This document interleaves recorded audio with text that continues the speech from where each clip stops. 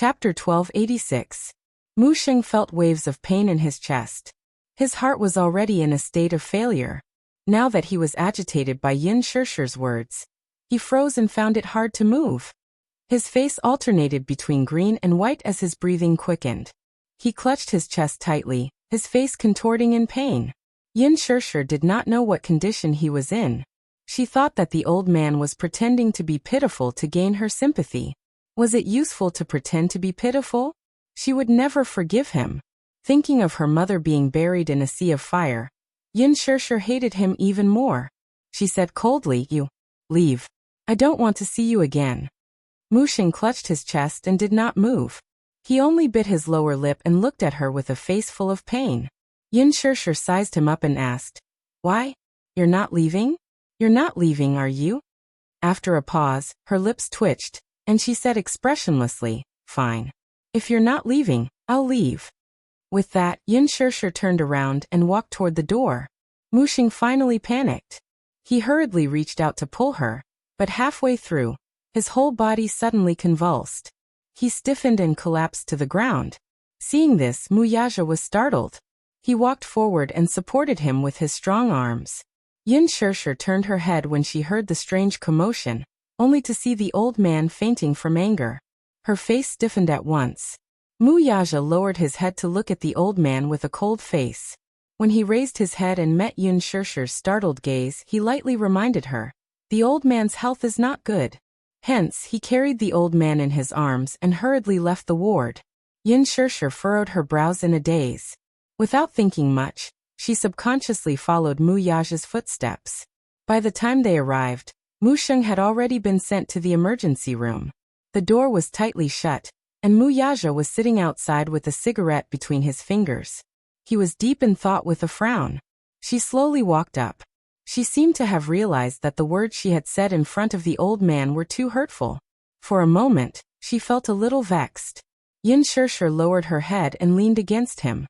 She remained silent for a long time without saying a word. The lights in the operating theater were switched on for several hours. Mu Yaja was waiting outside the door. He was sitting on a bench with an icy expression on his face. Yin Shishi sat at the side, and both of them were silent. After what felt like a century, Mu Yaja suddenly said, "I used to hate him as much as you do." Mu Sheng was once the man whom he hated to the core. Grandpa Mu was a traditional man. He was old-fashioned and dogmatic. He had done many things that made him gnash his teeth in anger. However, no matter how many mistakes he had made, the fortune and misfortune in his life were all related to him. His greatest fortune was to be able to meet Yin Shishi. If not for Mu Sheng, he might have missed her in this lifetime. Regardless of whether it was right or wrong, everything seemed to be destined. Because of that, his hatred had already been diluted by quite a bit. Yin Shishi did not understand the meaning behind his words. Just as she was stunned, the door to the operating theater suddenly opened. When the doctor saw Mu Yaja, he respectfully walked up to him. His tone was respectful, but his face was full of regret. Chapter 1287. Mu Yaja raised his eyebrows. The doctor continued, "Please prepare for his funeral. Anyway, he won't be out for more than a month. If you serve him well and take good care of him, he might be able to live a little longer." Got it.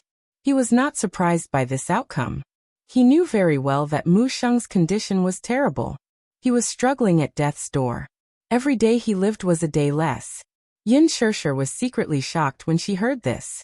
She did not expect Mu Sheng's condition to be so bad that they had to prepare for his funeral. She walked into the ward in a daze and sat by the bed. Looking at the sickly Mu Sheng lying unconscious on the bed, her heart sank all of a sudden. A nurse suddenly rushed into the ward with something in her hand. She carefully walked up to Yin Shishi when she saw her sitting by the bed. "Hello, this is something the patient left behind in the operating room. Please keep it for him." "Okay." Yin Shishi reached out her hand in a daze. The nurse opened her palm and placed a jade pendant in her hand. Her eyes widened in shock when she saw it. This should be the patient's personal item. When he was sent to the operating room, he held it tightly in his hand. "I spent a lot of effort to pry his hand off, but I didn't expect it to be a jade pendant. This jade pendant should be very important to him." With that, The nurse smiled politely and left the ward.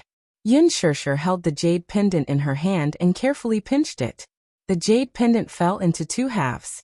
She carefully picked up one of the jade pendants and scrutinized it. Her heart skipped a beat. This was her mother's relic. It was her mother's personal jade pendant. She did not expect it to be one of a pair of jade pendants. The two jade pendants were a pair. They formed a small oval jade plate, and were evenly separated in the middle. Each jade pendant was in the shape of a crescent moon. They were exquisitely carved with beautiful hollow patterns and gold inlaid in the middle.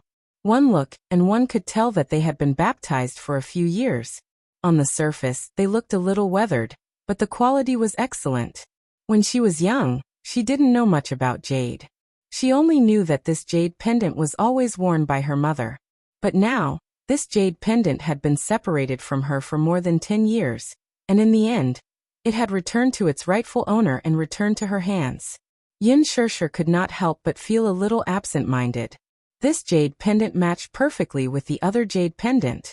Did he always carry the jade pendant with him?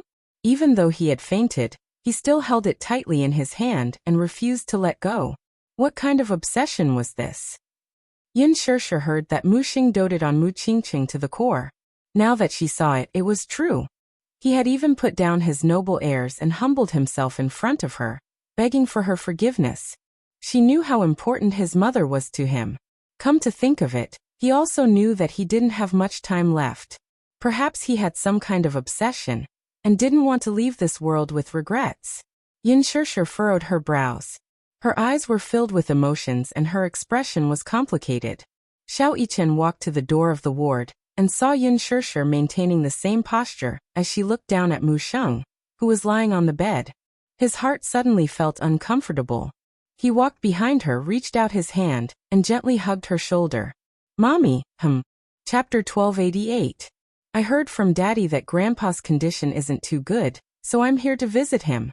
Yin Shirshir hugged him in her arms and gently kissed his forehead. Xiao Yichen said, Mommy, let's take a family photo when little brother comes home, okay? He paused for a moment before adding, Let's take a family photo with great-grandpa. Yin Shirshir was stunned, but Mu Yichen continued, That's because great-grandpa told me that his biggest wish is to take a family photo while he's still alive. She was silent for a moment before her lips curled into a smile. Okay. After 2 days of recuperation, Yin Tianyo's body had regained some of its vitality. Other than the wound on his shoulder, which was caused by the animal trap, which was a little serious, there were no other major issues. The Zhao family's funeral was over. Ever since they returned from the funeral, Li Ru had been busy. After the funeral, the family did not have much savings left. Li Ru often sat in front of the coffin with a face full of worry. In the middle of the night, she would often hold the only photo Zhao Xiangjuan had left behind and cry her eyes out.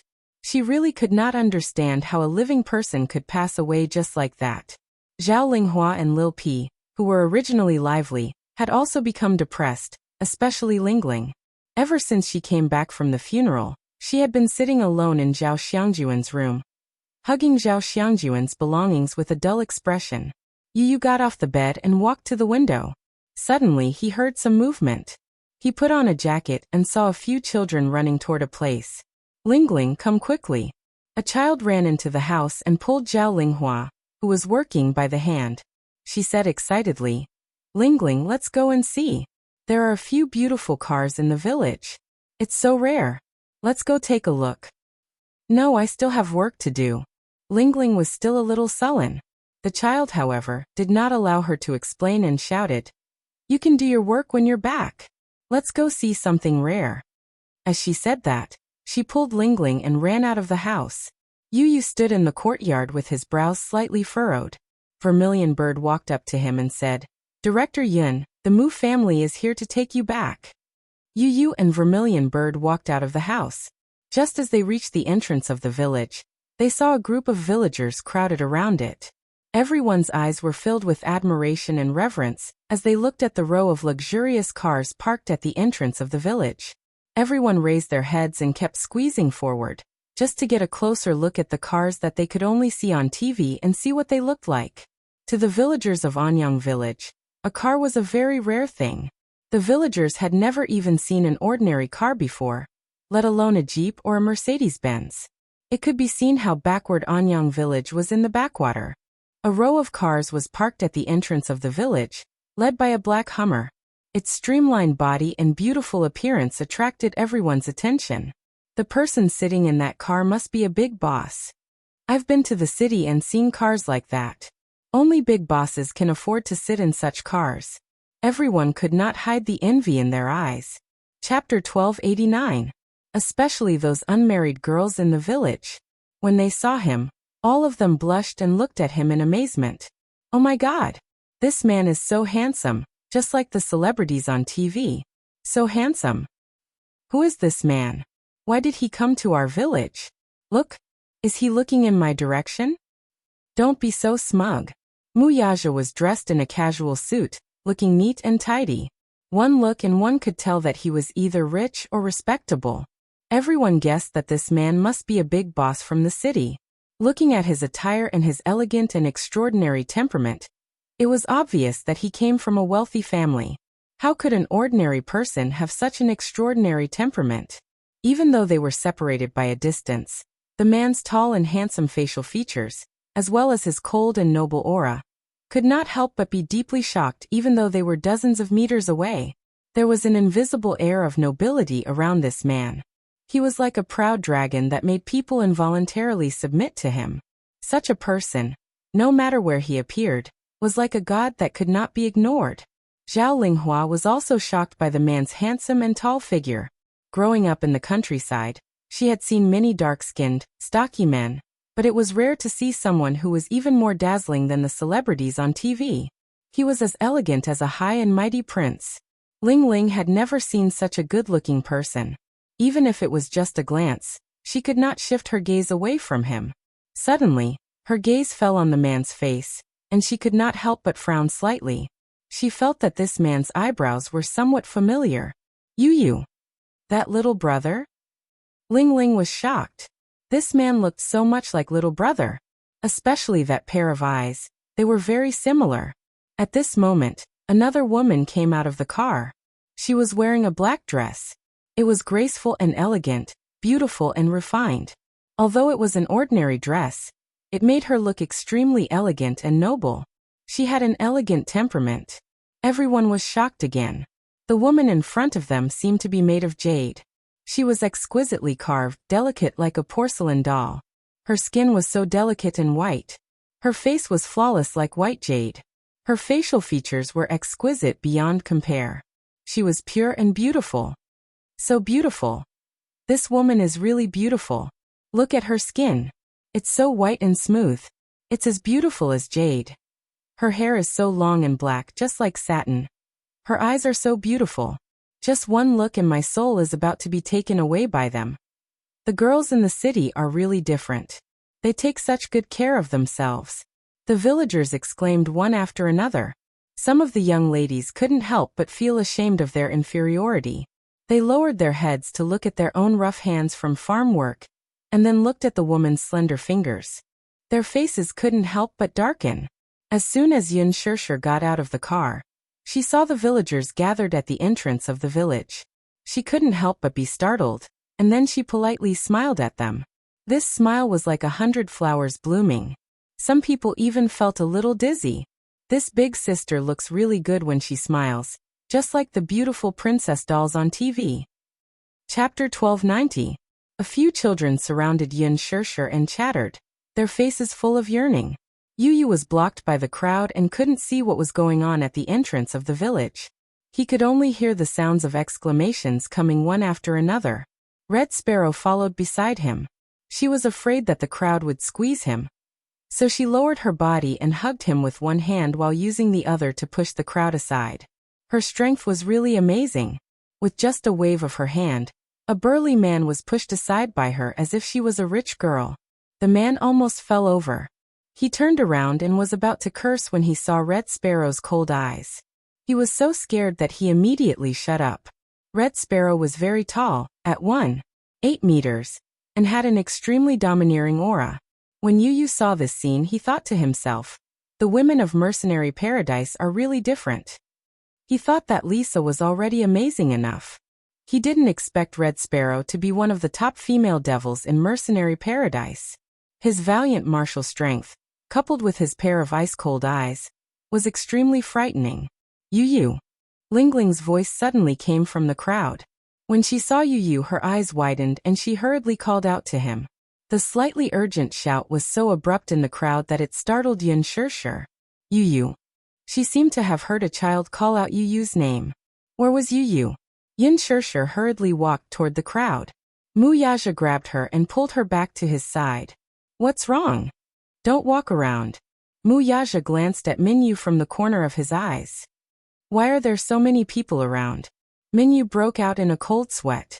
He turned around and looked at the crowd helplessly. As soon as his car stopped, he heard someone in the crowd shout, "The big boss of the village is here." Not long after, the entrance was surrounded by the villagers who had heard of it. Chairman Mu, please wait for a moment. I'll go and evacuate the crowd, Minyu said and walked forward with his men. Suddenly, a commotion broke out in the crowd. As the crowd dispersed, Yu Yu saw Mu Yaja and Yin Shirshir. She was surprised and shouted, "Daddy Mommy." When Yin Shirshir heard the voice, she looked in the direction of the voice. When she saw Yu Yu in Zhu Kei's arms, her expression changed, and she walked towards him with a smile. Mu Yaja also saw Yu Yu. He gently pushed aside the people in front of him, and walked towards Zhu Quebec. Everyone was dumbstruck. When they regained their senses, the picturesque beauty had already hugged the child tightly in her arms. The man who looked unapproachable also walked over. He reached out and took the child from the woman's arms. Only then did everyone realize that these two people were the child's parents. Everyone was surprised. What a young father and mother. This woman looked so young. She was probably in her early 20s. She was so delicate that if it weren't for her mature appearance, one would think that she was a high school student who had just graduated. Then look at this man. It was no wonder that this child was born with such an exquisite and handsome appearance. He had an elegant and noble temperament. It turned out that he had inherited his father's deep facial features and noble temperament. Chapter 1291. As for the other ladies, they began to feel jealous of Yin Shirshir. She was young and beautiful, had such a handsome and wealthy husband, and had such a handsome and adorable son. She could be said to be a winner in life. Why didn't they have such a good opportunity? As for the men, they looked at each other. Daddy, Mommy. It was the first time that the villagers heard such a westernized term. This person from the city was indeed different. In the main hall of the Zhao family, Li Ru sat uneasily in her seat as she looked at the man and woman in front of her, who were dressed in bright and beautiful clothes. She seemed to be a little restless. Lingling and Lil Pi were nestled next to her. They closed their mouths nervously and looked timidly at Mu Yaja and Yin Shirshir, who were sitting in the guest seat. Li Ru was secretly guessing their identities. Earlier on, she found out from Yu Yu that the handsome man in front of her was his father, and the beautiful woman was his mother. Li Ru was extremely surprised. She had never expected Yu Yu's parents to be so young. Moreover, they were a perfect match and looked like aristocrats. Hence, she couldn't help but feel a little awkward sitting in front of them. She felt ashamed of her own inferiority. However, from a certain point of view, it wasn't that surprising. The first time she saw Yu Yu, she knew that his parents wouldn't be too bad if they could give birth to such a cute and handsome child. Now that she saw them, she was really amazed. When Yin Shirshir saw Li Ru, she knew that this simple and honest woman in front of her was the one who saved her son. She hugged her gratefully and thanked her again and again. Li Ru was trembling with fear.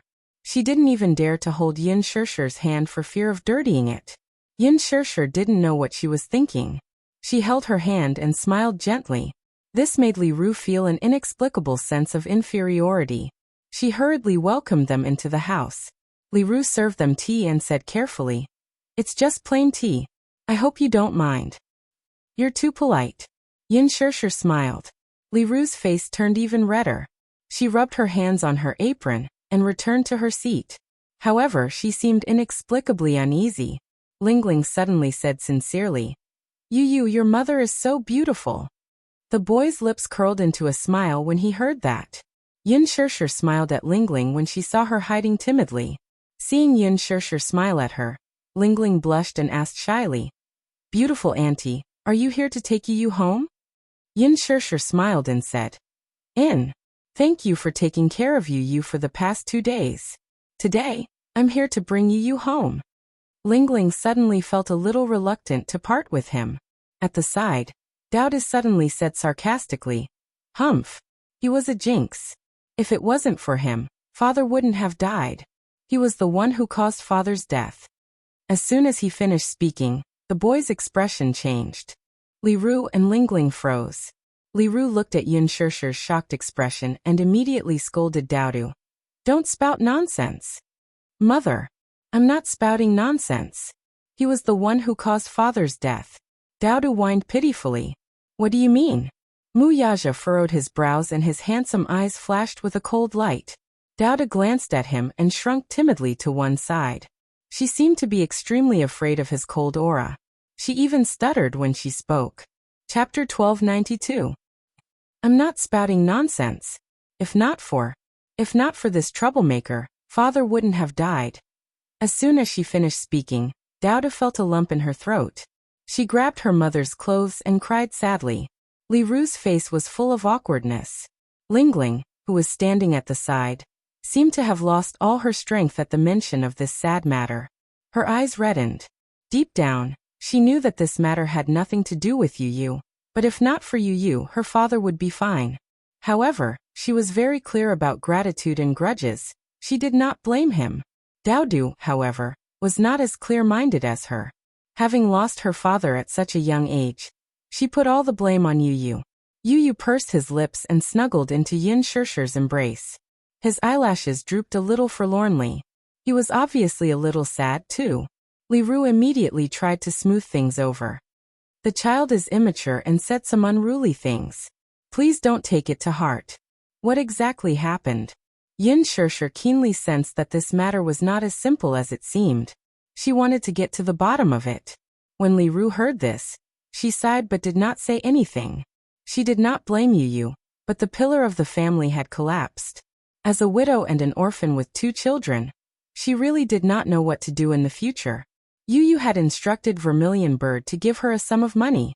She refused to accept it no matter what. Vermilion Bird thought that he was being courteous and said that there were a few million yuan in the envelope, which included Zhao Xiangjuan's funeral expenses and some compensation.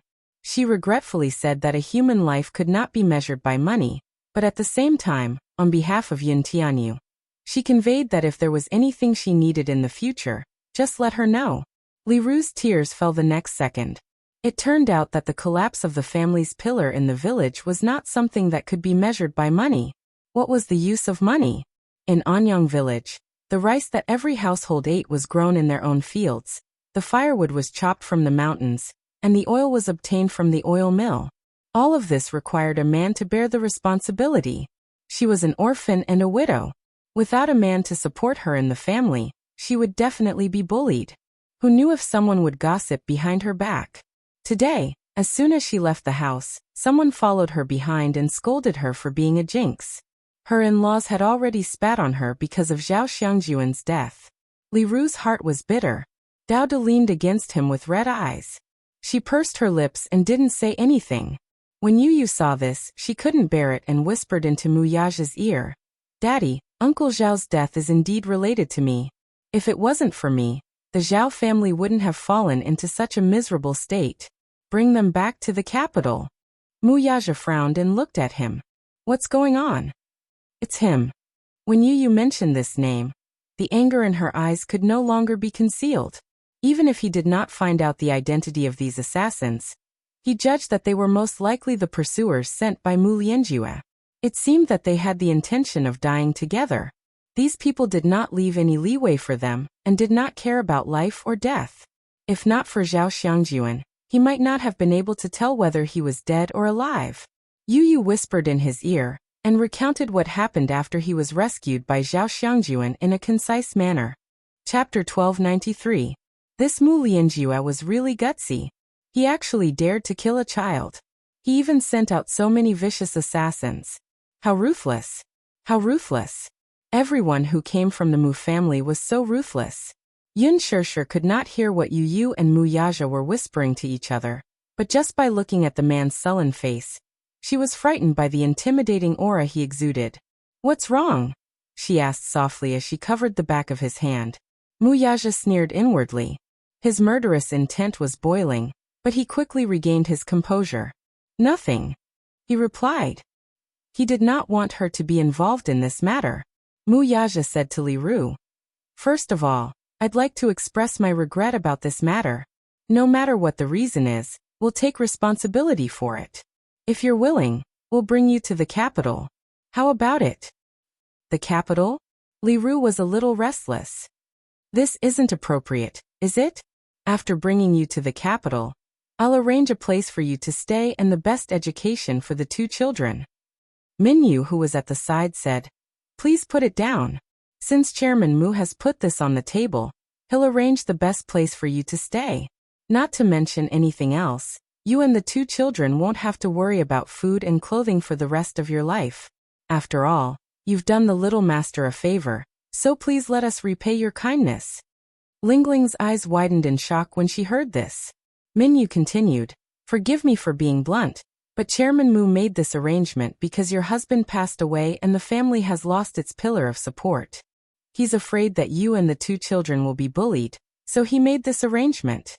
Even if you don't think for yourself, you should think for the two children." Li Ru was speechless when she heard this and could only carefully accept it. Thank you, Boss Mu. However, we'll have to wait until the funeral is over before we can consider the next step. Here, I'd like to thank Boss Mu for his kindness." In the end, according to Yu Yu's decision, after Li Ru settled everything here, she would settle them down in the capital. Yin Shirshir carried Yu Yu into the room and carefully checked his injuries. However, when she saw the wound on his shoulder caused by the animal trap, her eyes immediately turned red. She couldn't hold back her guilt and her tears fell. Yu Yu sighed helplessly. He cupped her face and carefully wiped the tears off her face. "Mommy, you're already in your 20s. Why do you still cry so much? Don't cry, okay? When you cry, my heart hurts so much that it feels numb." Yin Shirshir did not know whether to laugh or cry at his self-righteous words. When she thought about how he got all these injuries, she pursed her lips in heartache. Holding back her tears, she grabbed his hand and slapped it twice on the back of his hand. "Yu Yu, you're naughty. Alright, it's Yu Yu who's naughty and made Mommy worry." Yu Yu's eyes curved into crescents as he looked at her dotingly. His eyes seemed to be filled with a gentle smile, and were full of tenderness. Yin Shirshir said, "You always make Mommy worry. You shouldn't have swapped places with Mommy that day." "Mommy is injured," Yu Yu said honestly. "I can't just stand by and watch Mommy get hurt." Yin Shirshir's heart was deeply touched. Yu Yu. Chapter 1294.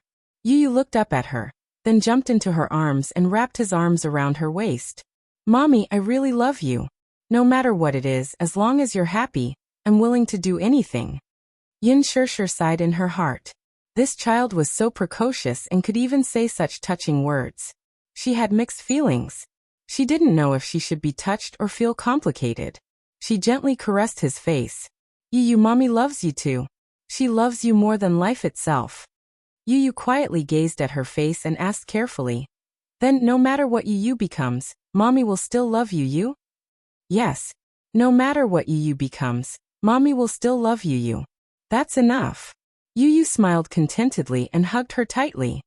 "Where's Xiaoyi-chen? Are the wounds on your body better?" "Better. That guy's body is so strong. He can already get out of bed and jump around."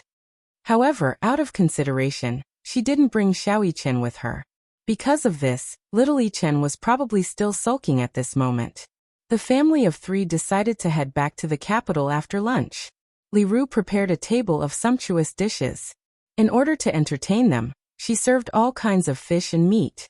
She even slaughtered a rooster that hadn't crowed yet.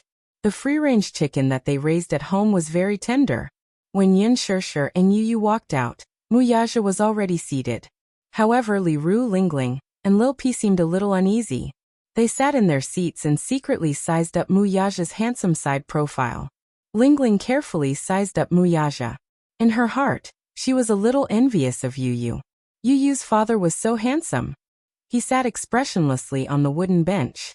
His back was straight and his whole body was cold and solemn. There was an indescribable aura around him, and he exuded the aura of a famous aristocrat. Even in such a shabby and backward setting, it was difficult to conceal his noble and cold aura. Li Ru looked at him and sighed in her heart. Indeed, one could not compare with another. Some people were blessed by the heavens. After Mu Yaja sat down, Lingling and Daodu became much more restrained. He raised his hand slightly and took a sip of tea. Lingling was so scared that she didn't dare to move. She stared at him until he put down the teacup. Only then did she carefully take a sip of tea. Yin Shirshir and Yu also sat down. However, since Mu Yaja didn't say anything and didn't move his chopsticks, the others didn't dare to move. Yin Shirshir glanced at everyone's expressions and knew that Mu Yaja's aura was too strong, causing them to tremble in fear. Hence she said to Mu Yaja, "You seem to have scared the two children." The moment she spoke, it startled him. Mu Yaja was originally thinking about something, but after being reminded by Yin Shirshir, he raised his head and looked at Li Ru and the two children on the table. He looked a little cautious. Yin Shirshir smiled and said, "Sisterly, the three children are hungry. Don't just wait. Let's eat or the dishes will get cold." Li Ru asked carefully. "Boss Mu seems to be dissatisfied with the dishes. Haha. Is it because you're used to eating luxurious food and eating exotic delicacies that you can't find any dishes to your liking in this countryside?" Chapter 1295. No, he's not a picky eater. Don't judge him by his looks. He's always been like this. He doesn't like to talk and doesn't smile. After a pause, she said helplessly, "Look, big sisterly. There's so much food on the table. It'll be a waste if we can't finish it all." With that, Yin Shirshir glared at Mu Yaja. Mu Yaja smiled and said, "Big sisterly, don't be so busy. Let the children eat. I was just distracted. I didn't mean anything else." With that, Mu Yaja picked up a drumstick for Lingling and Lilpi. Then he picked up a few pieces of chicken and placed them in Yin Shirshir and Yuyu's bowls. Li Ru was flattered by Mu Yaja calling her big sisterly.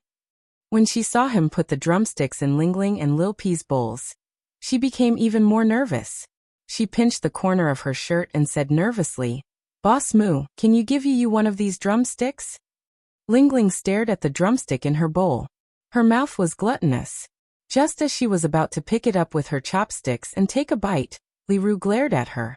She immediately stopped moving and pursed her lips in embarrassment. She knew that Li Ru wanted to save the drumstick for Yuyu.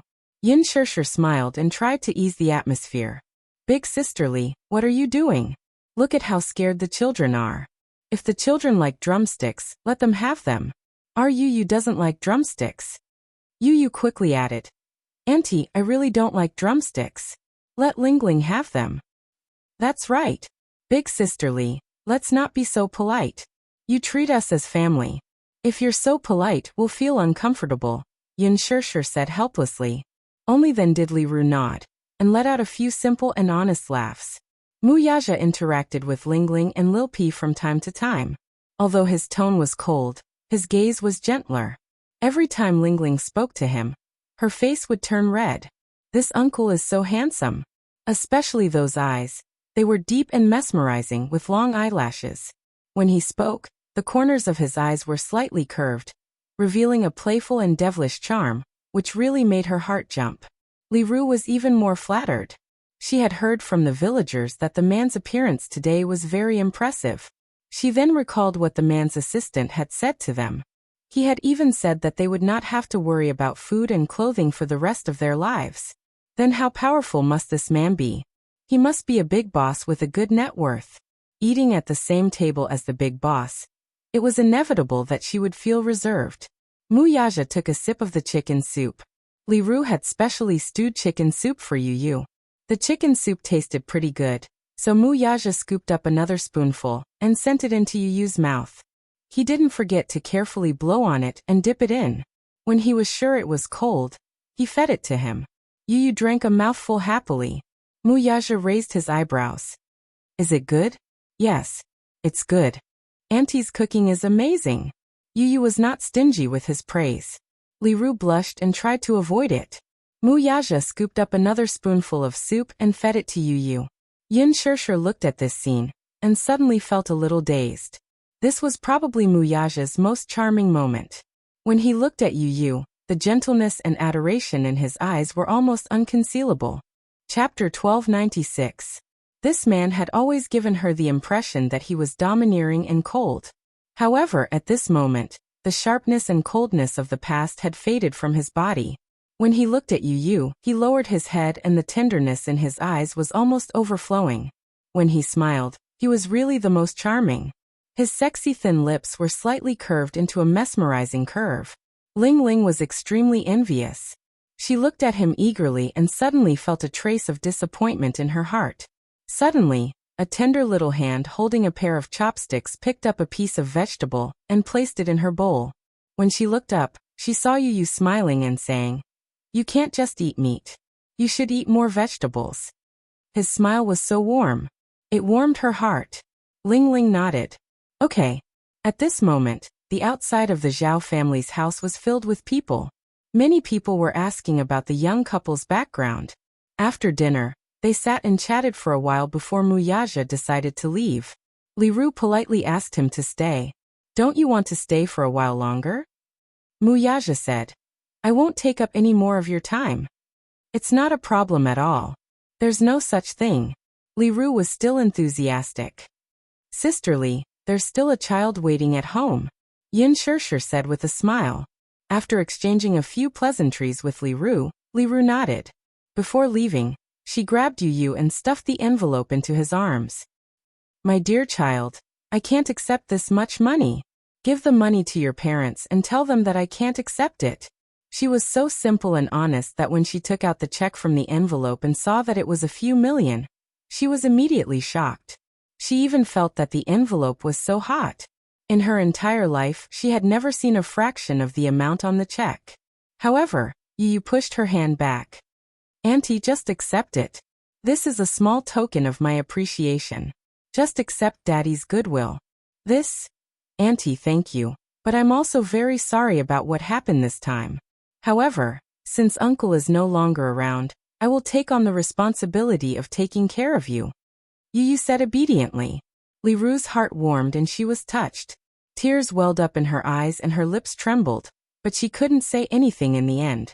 When they left, Li Ru followed behind the car for some distance. Ling Ling followed beside her and kept waving at Yu Yu. Yu Yu leaned against the car window and looked out. She smiled and waved. Yu Yu returned to her seat and hugged Yin Shirshir's arm. Satisfaction and anticipation appeared on her face. How wonderful! He was finally home. At that moment, it was as if a beam of sunlight had shone into her heart, bright and warm. When they got home, Xiao Yichen heard the sound of a car horn. He stood at the entrance of the villa and stood on his tiptoes to look around. The car came to a steady stop at the entrance. The moment Yu Yu got out of the car, Mu Yichen saw him and immediately pounced on him excitedly, hugging him tightly in his arms. He hugged Yu Yu so tightly, as if he was afraid that he would lose a precious treasure again. He hugged Yu Yu tightly in his arms. Everything seemed so unreal, as if it was a dream. However, when he felt the real warmth from Yu Yu's body, Mu Yichen finally believed that it wasn't a dream. "Yu Yu, you're home. I've been waiting for you." Mu Yichen felt guilty. He hadn't been able to lead the rescue team to the scene in time. Chapter 1297. Mu Yichen had always been strong. Even when he was seriously injured, he did not shed a single tear. However, when he held Yu Yu in his arms, Mu Yichen's eyes welled up. He could not help but tear up. "From now on, let's not be separated anymore," Mu Yichen said solemnly. Yu Yu was almost suffocated by his tight embrace. "Brother, be gentler. You're hurting me," Yu Yu said helplessly. "Okay." Mu Yichen loosened his arms. Before Yu Yu could catch his breath, Mu Yichen hugged him tightly again. "Yu Yu, I promised to protect you. It's all my fault that you're injured so badly this time. Brother, are you blaming me?" "You're hurting my wound," he reminded him weakly. Mu Yichen was shocked and quickly let go of him. Yu Yu glanced at his flustered expression and could not help but burst out laughing. Mu Yichen's face froze and he asked with a strange expression, "What are you laughing at?" "Brother, I realized that you're so funny. Yu covered her mouth and giggled. What do you mean? It's so mushy, Yu said.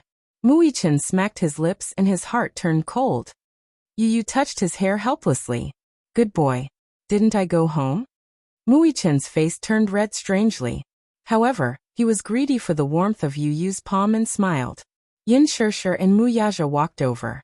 When they saw the affectionate look on the two little guys' faces, they looked at each other. Why are you so lovey-dovey? Yin Shirshir couldn't help but tease.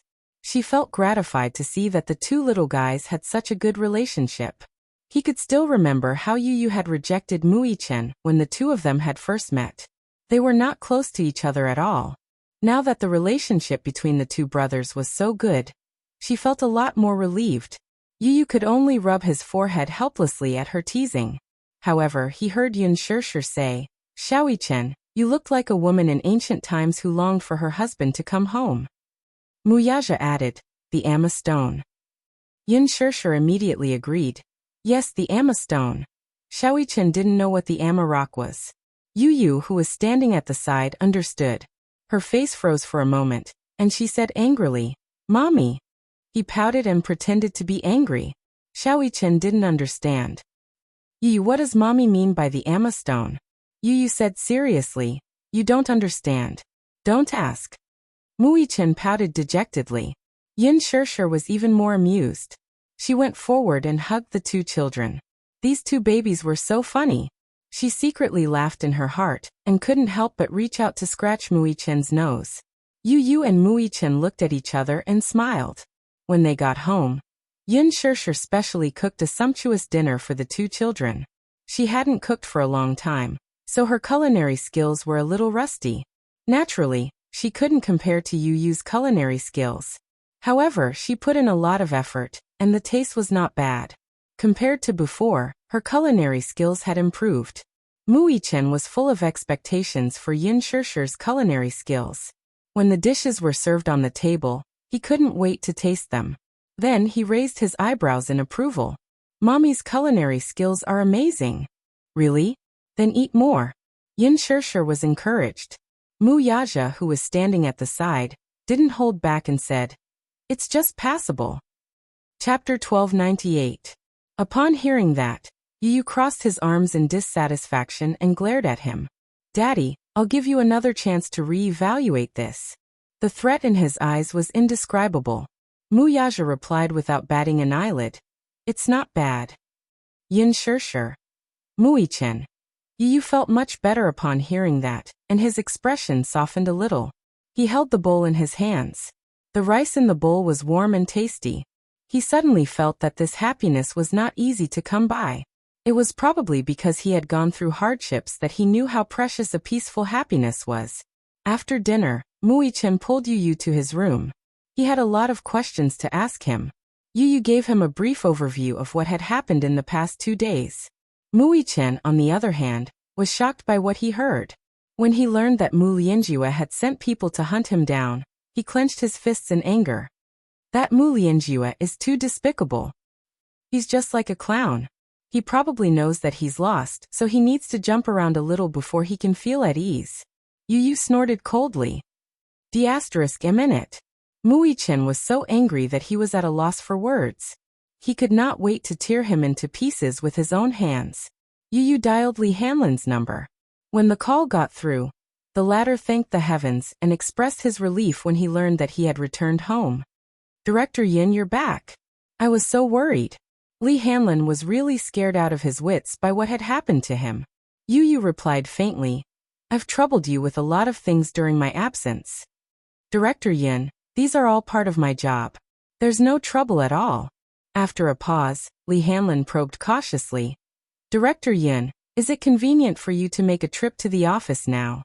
Why? There's something urgent waiting for you to settle. It's not convenient for me now. Ugh. Yu frowned slightly.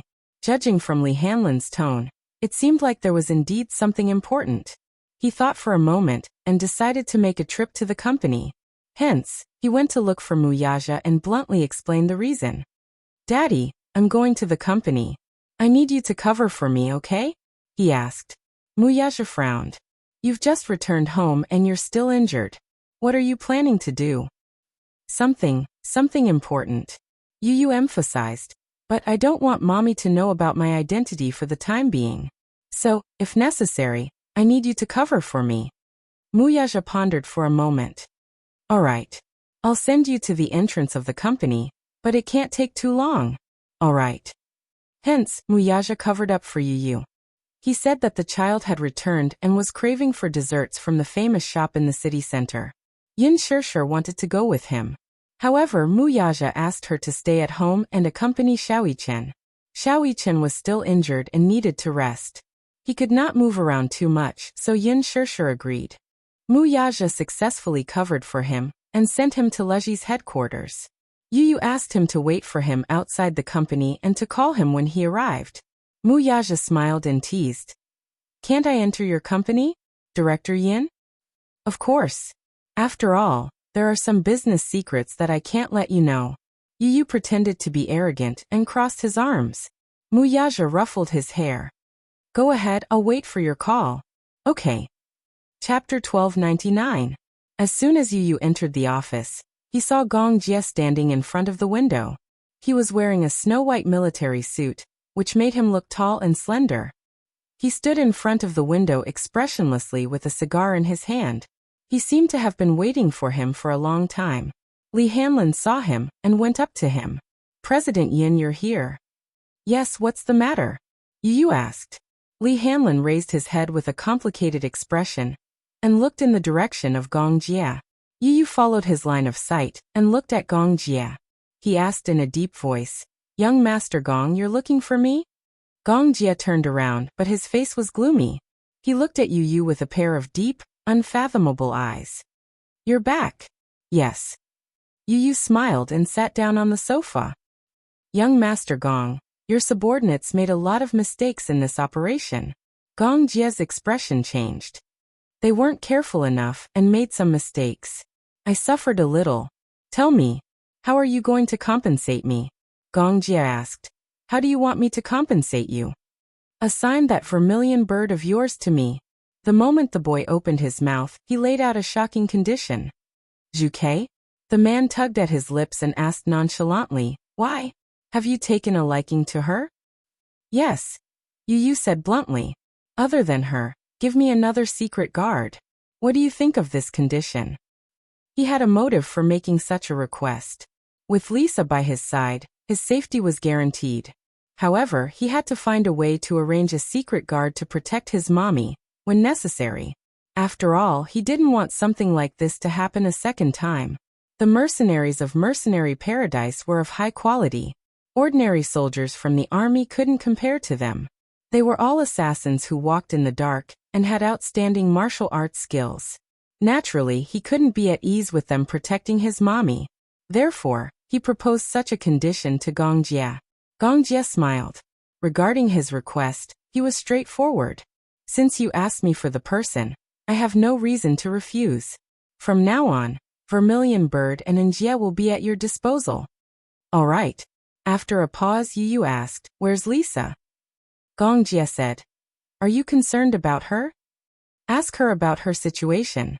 Gong Jie's lips curled into a cold smile. He said expressionlessly, She's just a bodyguard. Even if she's dead, you don't have to ask anything. She died? Gong Jie said coldly, Not dead. It's just a small injury. It won't take her life. Yu frowned. Why are you looking for me? Gong Jie raised his eyebrows and suddenly walked to the poster. His gaze fell on the poster hanging on the wall. His thin lips escaped from his thin lips. Who is this woman? Yu was shocked. His gaze fell on the poster as well. It was the poster he had chosen when Yin Shirshir was filming. He felt that this poster was especially beautiful and elegant. Just looking at it was pleasing to the eye. Therefore, he chose this poster and enlarged it to make it into a poster. He hung it on the wall, facing his desk. When he raised his head, he happened to be able to see this pictorial, which made him feel at ease. When he heard Gong Jie's question, he became suspicious. He frowned slightly and was a little wary. Why are you asking about this? I'm just asking. Chapter 1300. He stared at Yu for a long time before slowly approaching him and squatting down in front of him. His gaze never left Yu Yu's small face. His facial features and eyes were very similar to the woman in the poster. He had his suspicions when he first saw Yu Yu. However, thinking that it might just be a coincidence, he did not think too much about it. It was only when he saw the huge poster hanging on the wall in Yun Tianyo's office that he became suspicious. The woman in the poster had such similar facial features and gentle eyes. It was as if they were the same as the shadow in his memory. This woman and the little lad should have some sort of relationship. If not, why would he hang this woman's poster in his office? What was more suspicious was that the little lad's facial features were very similar to this woman's. They looked like mother and son. Could it be that this woman was his? Gong Jie was so agitated that his shoulders and fingertips could not help but tremble. He suddenly held Yu Yu's face and caressed every inch of his face with his slender fingers. A complicated look appeared on his face. Actually, when I first met you, I vaguely suspected your identity. Gong Jie said this firmly. He slowly raised his eyes and met Yun Tianyo's startled gaze. What suspicion? Don't you think that you and I look alike? Gong Jie raised a brow and his thin lips parted as he asked this. Yu Yu's gaze landed on his face again. It was more than similar. Yu Yu was extremely sensitive. Hence, when he first met Gong Jie, he had some suspicions. However, at that time he was thinking about his mommy's matter and did not think much about it. He heard that his mommy had a younger brother who was in a car accident and disappeared without a trace. No one knew if he was dead or alive. Now the man standing in front of him looked so similar to his mommy. It was hard for Yu Yu not to think about it. However, compared to Gong Jie, his attitude was more conservative. Indeed, there are some similarities, but what are you trying to say? He did not go straight to the point and tell him the identity of the person in the poster. His mommy's identity was sensitive. Moreover, the man standing in front of him was a core member of the Hurricane Group, the #1 mercenary empire. He was a very dangerous person. What if he was not? Without confirmation, he would not reveal his mommy's identity to him or anyone else. This was his protective measure for his mommy. Gong Jie sized him up. With him. He was eager to verify, but he was afraid of being disappointed again. However, with a little bit of hope in his heart, he casually said, I'm looking for someone. Yu Yu was slightly taken aback. A woman. At the mention of this person, there was a rare tenderness in his usually cold and unruly eyes. Although I don't know if I'll be able to find her in this lifetime, I don't want to give up on any hope, regardless of whether she's dead or alive. She is very important to me. A woman? Yu Yu asked tentatively. Chapter 1301. Although someone told me that she's already dead, I don't believe it. There seemed to be a faint bond between bloodlines. Some people said that blood was thicker than water. Twins would form a bond similar to telepathy. Back then, he was told that his sister had died in a car accident. By the time he woke up, he was already taken away by the Hurricane Group. That was the first time he met his biological father, Gong Xiaoying. His father told him that when the people from the Hurricane Group took him away from the hospital, his sister had already been declared dead. The doctor said that she showed signs of dying on the way to the hospital. Her heartbeat was already gone by the time they reached the hospital. They did a series of emergency treatments, but it was too late. Gong Jie could not believe it and was downcast for a while. His sixth sense was telling him that his sister was still alive. He had also met a woman who looked like him. However, after further verification, the final result was disappointing. Gradually, he began to believe that his sister was no longer in this world. However, when he saw the huge poster in Yun Tianyo's office, his heart seemed to have sensed something and was filled with hope again. Yu Yu was silent for a while before he made up his mind and slowly explained. The woman in the poster is a celebrity. Celebrity? Gong Jie was stunned. What's your relationship with her? If you must ask what kind of relationship they have. Yu Yu's face instantly revealed a fanboy's expression. I'm her little fan. Gong Jie was silent. Li Hanlin, who was standing at the side, was speechless. Just a fan? That's all. Gong Jie stared at him suspiciously. Yu Yu gave him an elegant smile, hiding his thoughts well. If the person you're looking for is her, I can use my connections to investigate her identity for you. Gong Jie coldly said. No need. If that was the case, he would send someone to investigate. With that, he stood up abruptly and strode off. Yu Yu watched him leave expressionlessly with a frown. Agent Lee, he called out. Lee Hanlon walked to his side and squatted slightly. Director Yin, what are your orders? Lock down everything. Don't let him find out anything about my mommy. Why? Lee Hanlon was suddenly suspicious. Why do you want to hide her identity from young Master Gong? Yu Yu faintly answered. Because before I can confirm his relationship with my mommy, I won't let him get close to her. I don't understand your intention. Yu Yu squinted at him. Understood. But if it's proven that my mommy is the person he's been looking for, then it's a different story. Lee Hanlon was curious. How do you prove it? Yu Yu turned around with a smile on his face. He looked at Lee Hanlon and suddenly raised his hand. Between his fingers was a strand of silver hair. This was what he had stolen from the man's head while the latter was in a daze earlier. Take it and do a DNA paternity test. Let me know when the results are out. Yes. Chapter 1302. When Mu Yaja and Yu Yu returned home, Xiaoyi Chen was already asleep. Yin Shirshir was in the flower bed, holding a pair of scissors in one hand as she trimmed the flowers. The sky was gradually turning dark.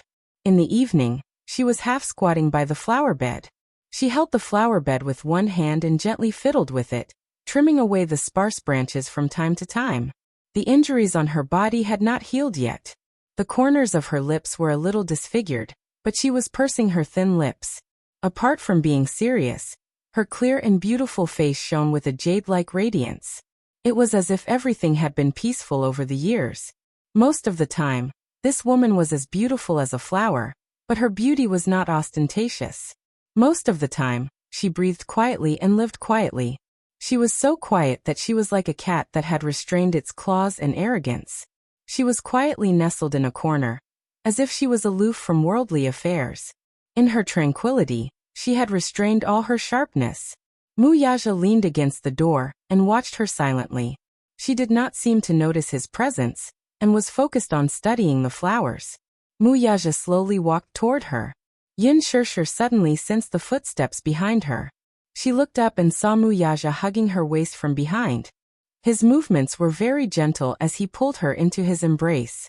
Caught off guard, the scissors fell to the ground. Yu Yu stood at the door and watched for a while. The corners of his lips curled into a gentle smile before he walked away quietly. Yin Shirshir was a little shocked by his sudden appearance. She looked up and could not help but glare at him angrily. You only know how to scare people? She glared at him with some dissatisfaction.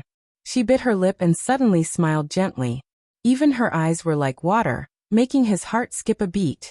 Mu Yaja could not help but lower his head and give her a light peck. In this beautiful flower bed, the faint fragrance in the air captured her sweet breath. Amidst the beautiful flowers, he held her gently in his arms. His large palm gently caressed her face and rubbed her eyelids. Mu Yaja lowered his eyes and looked at her. As he narrowed his eyes, his thick and long eyelashes fell into her eyes. The poignant night gave birth to some warmth and charm.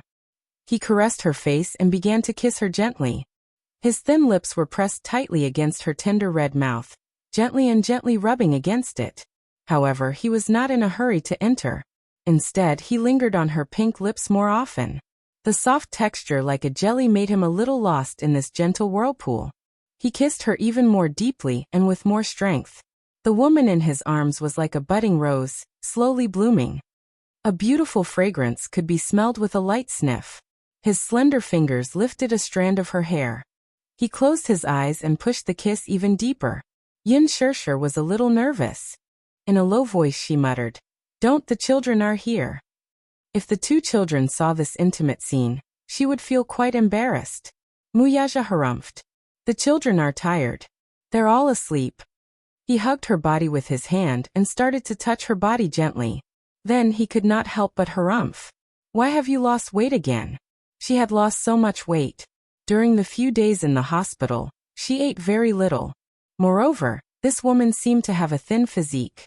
No matter how much she was fed, it was hard for her to gain more than a few pounds. But the speed at which she lost weight was very fast. He was a little dissatisfied. This woman was too thin. It was not good. Chapter 1303. Yin Shirshir pouted and felt a little wronged. I've lost a little weight these days. But it's just as well.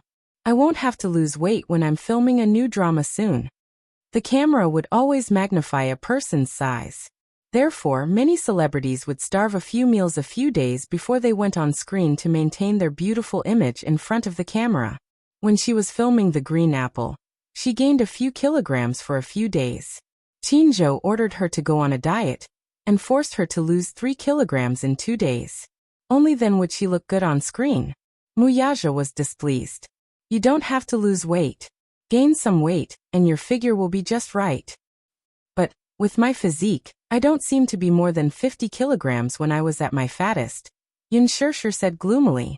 With her height of 1.65 meters, 50 kilograms could only be considered just right. Now she was only slightly more than 90 kilograms. She was indeed a little too thin. Muyaja couldn't help but pinch her face a little harder. Yin Shirshir slapped his hand away. It hurts. As soon as she said that, she yawned and felt sleepy. She seemed to be a little sleepy. Sleepy? He frowned and asked. Yin Shirshir nodded. Then let's sleep together. Yin Shirshir nodded. However, in the next second, she was lifted up by Muyaja.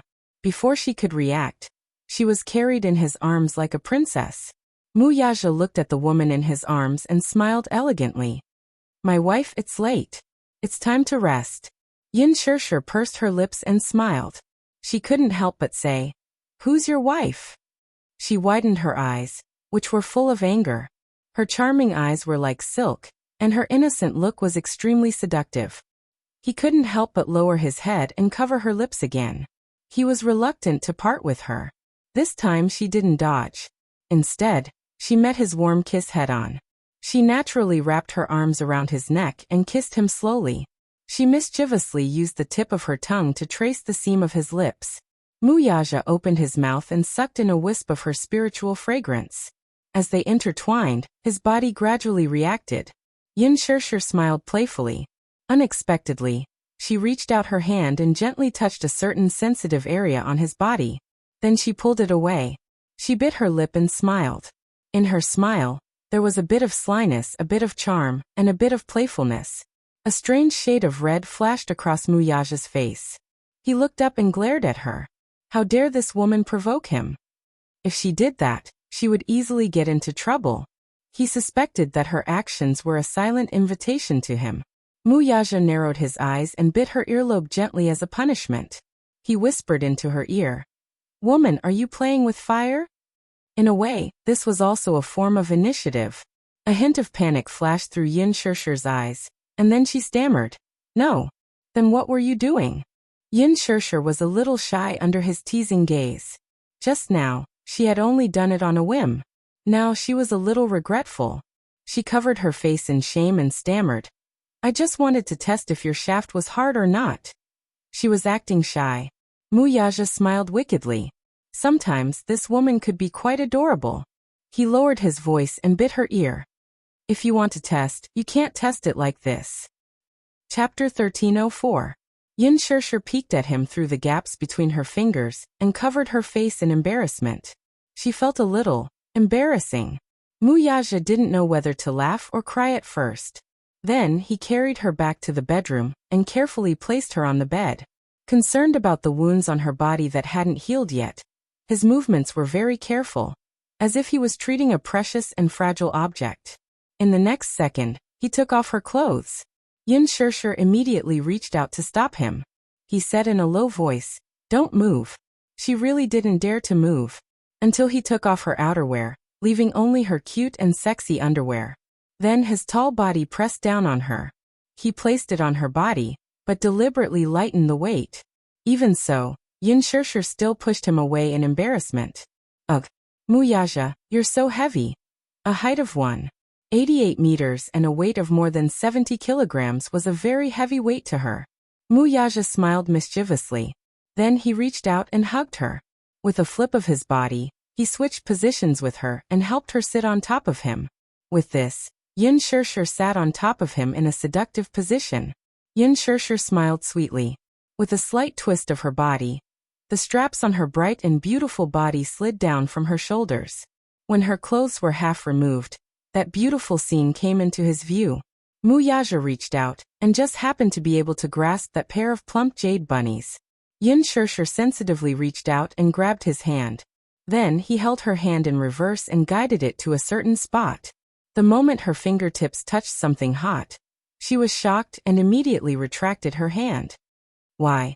Who was the one who said that she wanted to try it? He grabbed her hand again and smiled mischievously. His deep eyes revealed some hidden meaning. You weren't at your best just now. Now try it again. How does it feel? Those words really made one's heart skip a beat. She blushed at his teasing. She pursed her lips in shyness as her cheeks blushed a few shades of pink. It was just a teasing remark. Did he actually take it seriously? She was only joking, that's why she said that. No matter how bold she was, she wouldn't dare to play with fire on him. Hey, you're not allowed to go overboard. She mumbled softly as a warning to him. However, the man didn't think much of it and looked at her leisurely like an ancient overlord. He asked her casually, "Who's the one who's going overboard?" "It's you." She slapped his hand away and chuckled. "Let go of me." But her face. He grabbed her chin, forcing her to meet his gaze, and snorted in displeasure. "You're the one who provoked me first. I didn't want to touch you during this period of time, but now you're in the wrong. Now that you're the one who started it, shouldn't you be responsible for extinguishing it?" Yin Shirshir pouted disapprovingly and raised her eyebrows. It's more like I'm the one who's going to destroy you." "Destroy me? This woman. She's got guts. She actually wanted to destroy him." Muyaja curled his lips and kissed her perky butt. He kneaded it gently. This feeling was just right, but it made his brows relax slightly.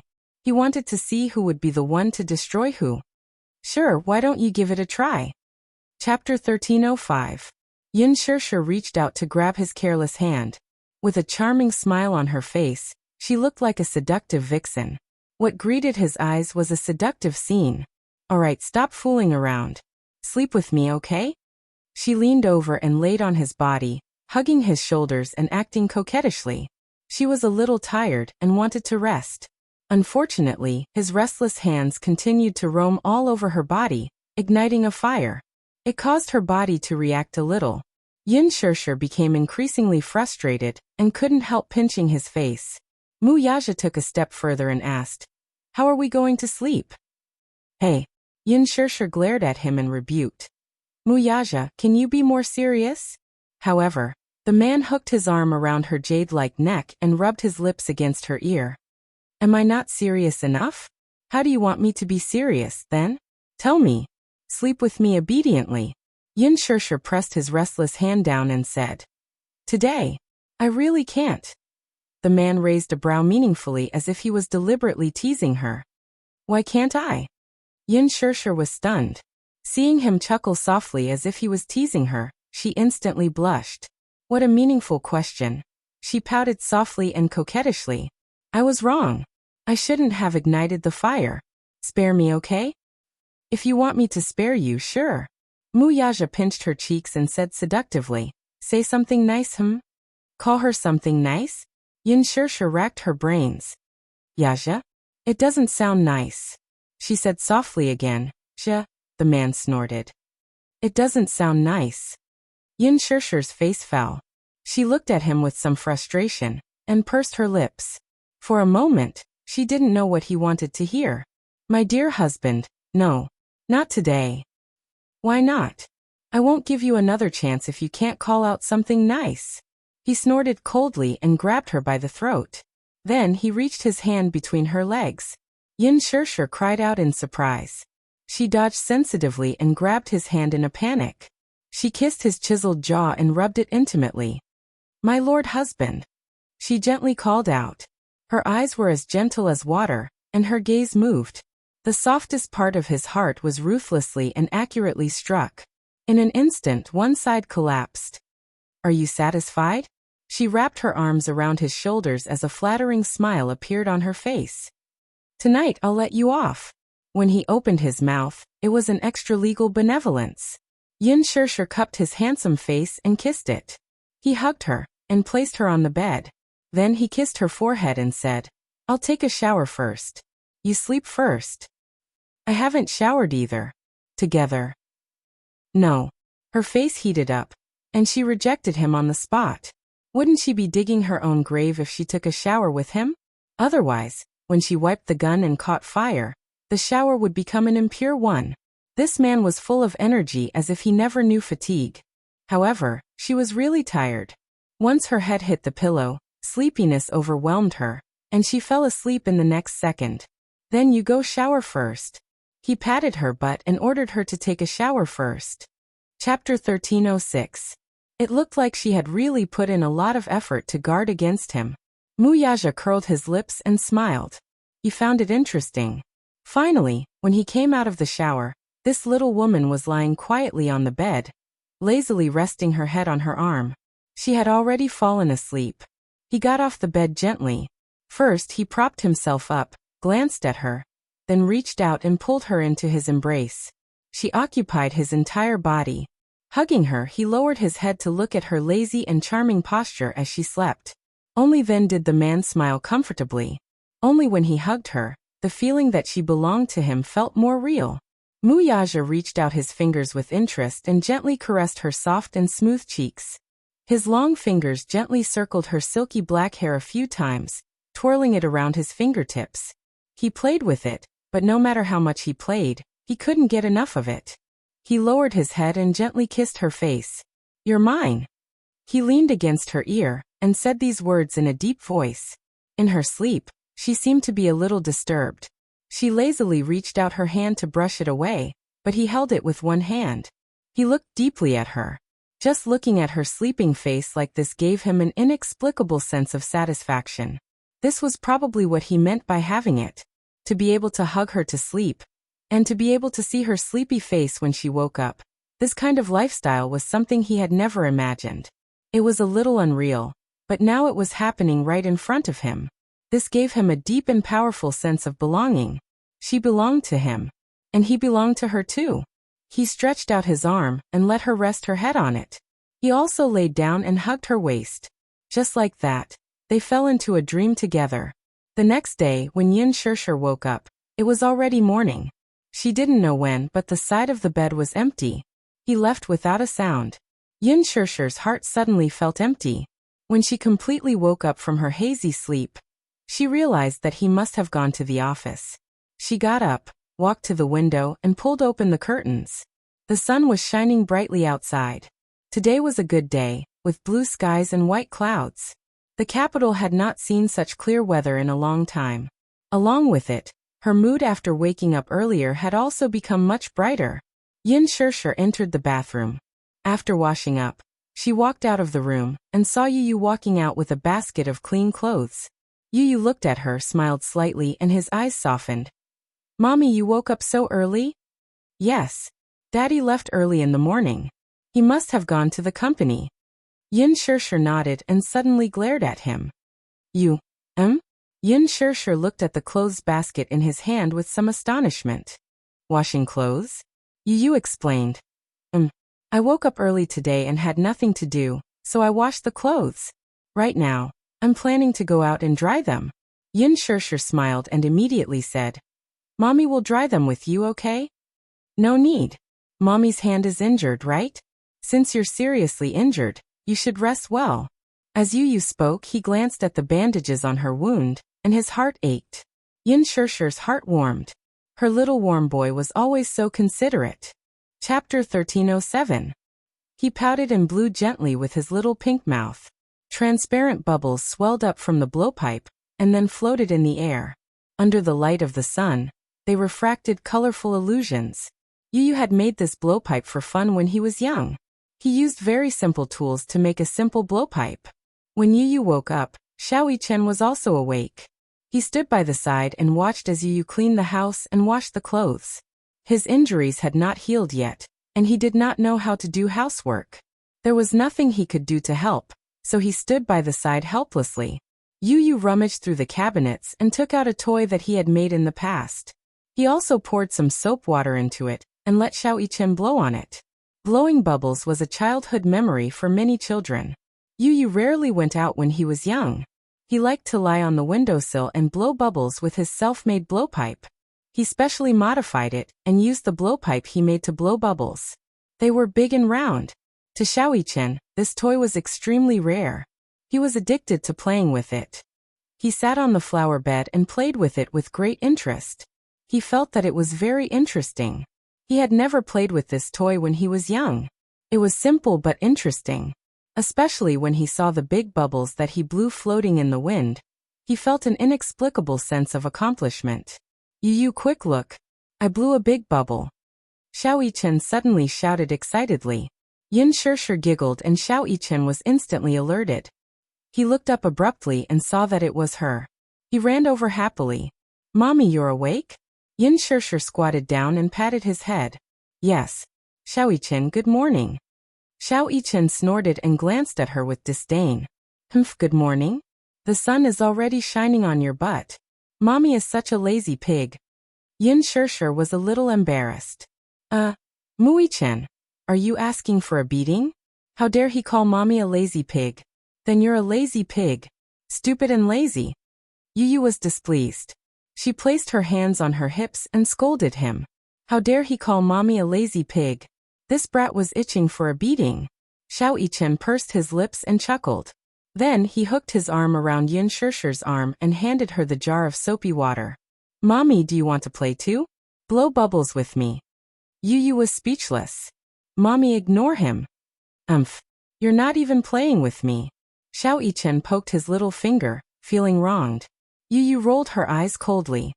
I have to dry the clothes. I don't have time to play with you. Then Mommy, let's play without him. Xiaoyichen smiled mischievously like a mischievous little elf. Yin Shirshir nodded, and let him hold her hand as they ran to the flower bed to play. Yu Yu stared at Yin Shirshir and Xiaoyichen as they stood in the flower bed. From time to time, he could hear the sounds of laughter. What about him? He held a clothes rack in one hand and clean clothes in the other. He sat there doing manual labor and couldn't help but feel a little angry. However, in the blink of an eye, a smile appeared at the corner of his lips. The sun was bright and clear, and the laughter made his mood exceptionally cheerful. To him, this was a simple little happiness. Chapter 1308. The black Bentley slowly drove into Mu Group's private hospital. The hospital director was already waiting at the entrance with a row of people. The car door opened and Muyaja stepped out. The hospital director immediately led a group of people to greet him enthusiastically. It was as if the stars were surrounding the moon. Chairman Mu, we've been waiting for you for a long time. The hospital director smiled flatteringly. More than an hour later, Minyu called.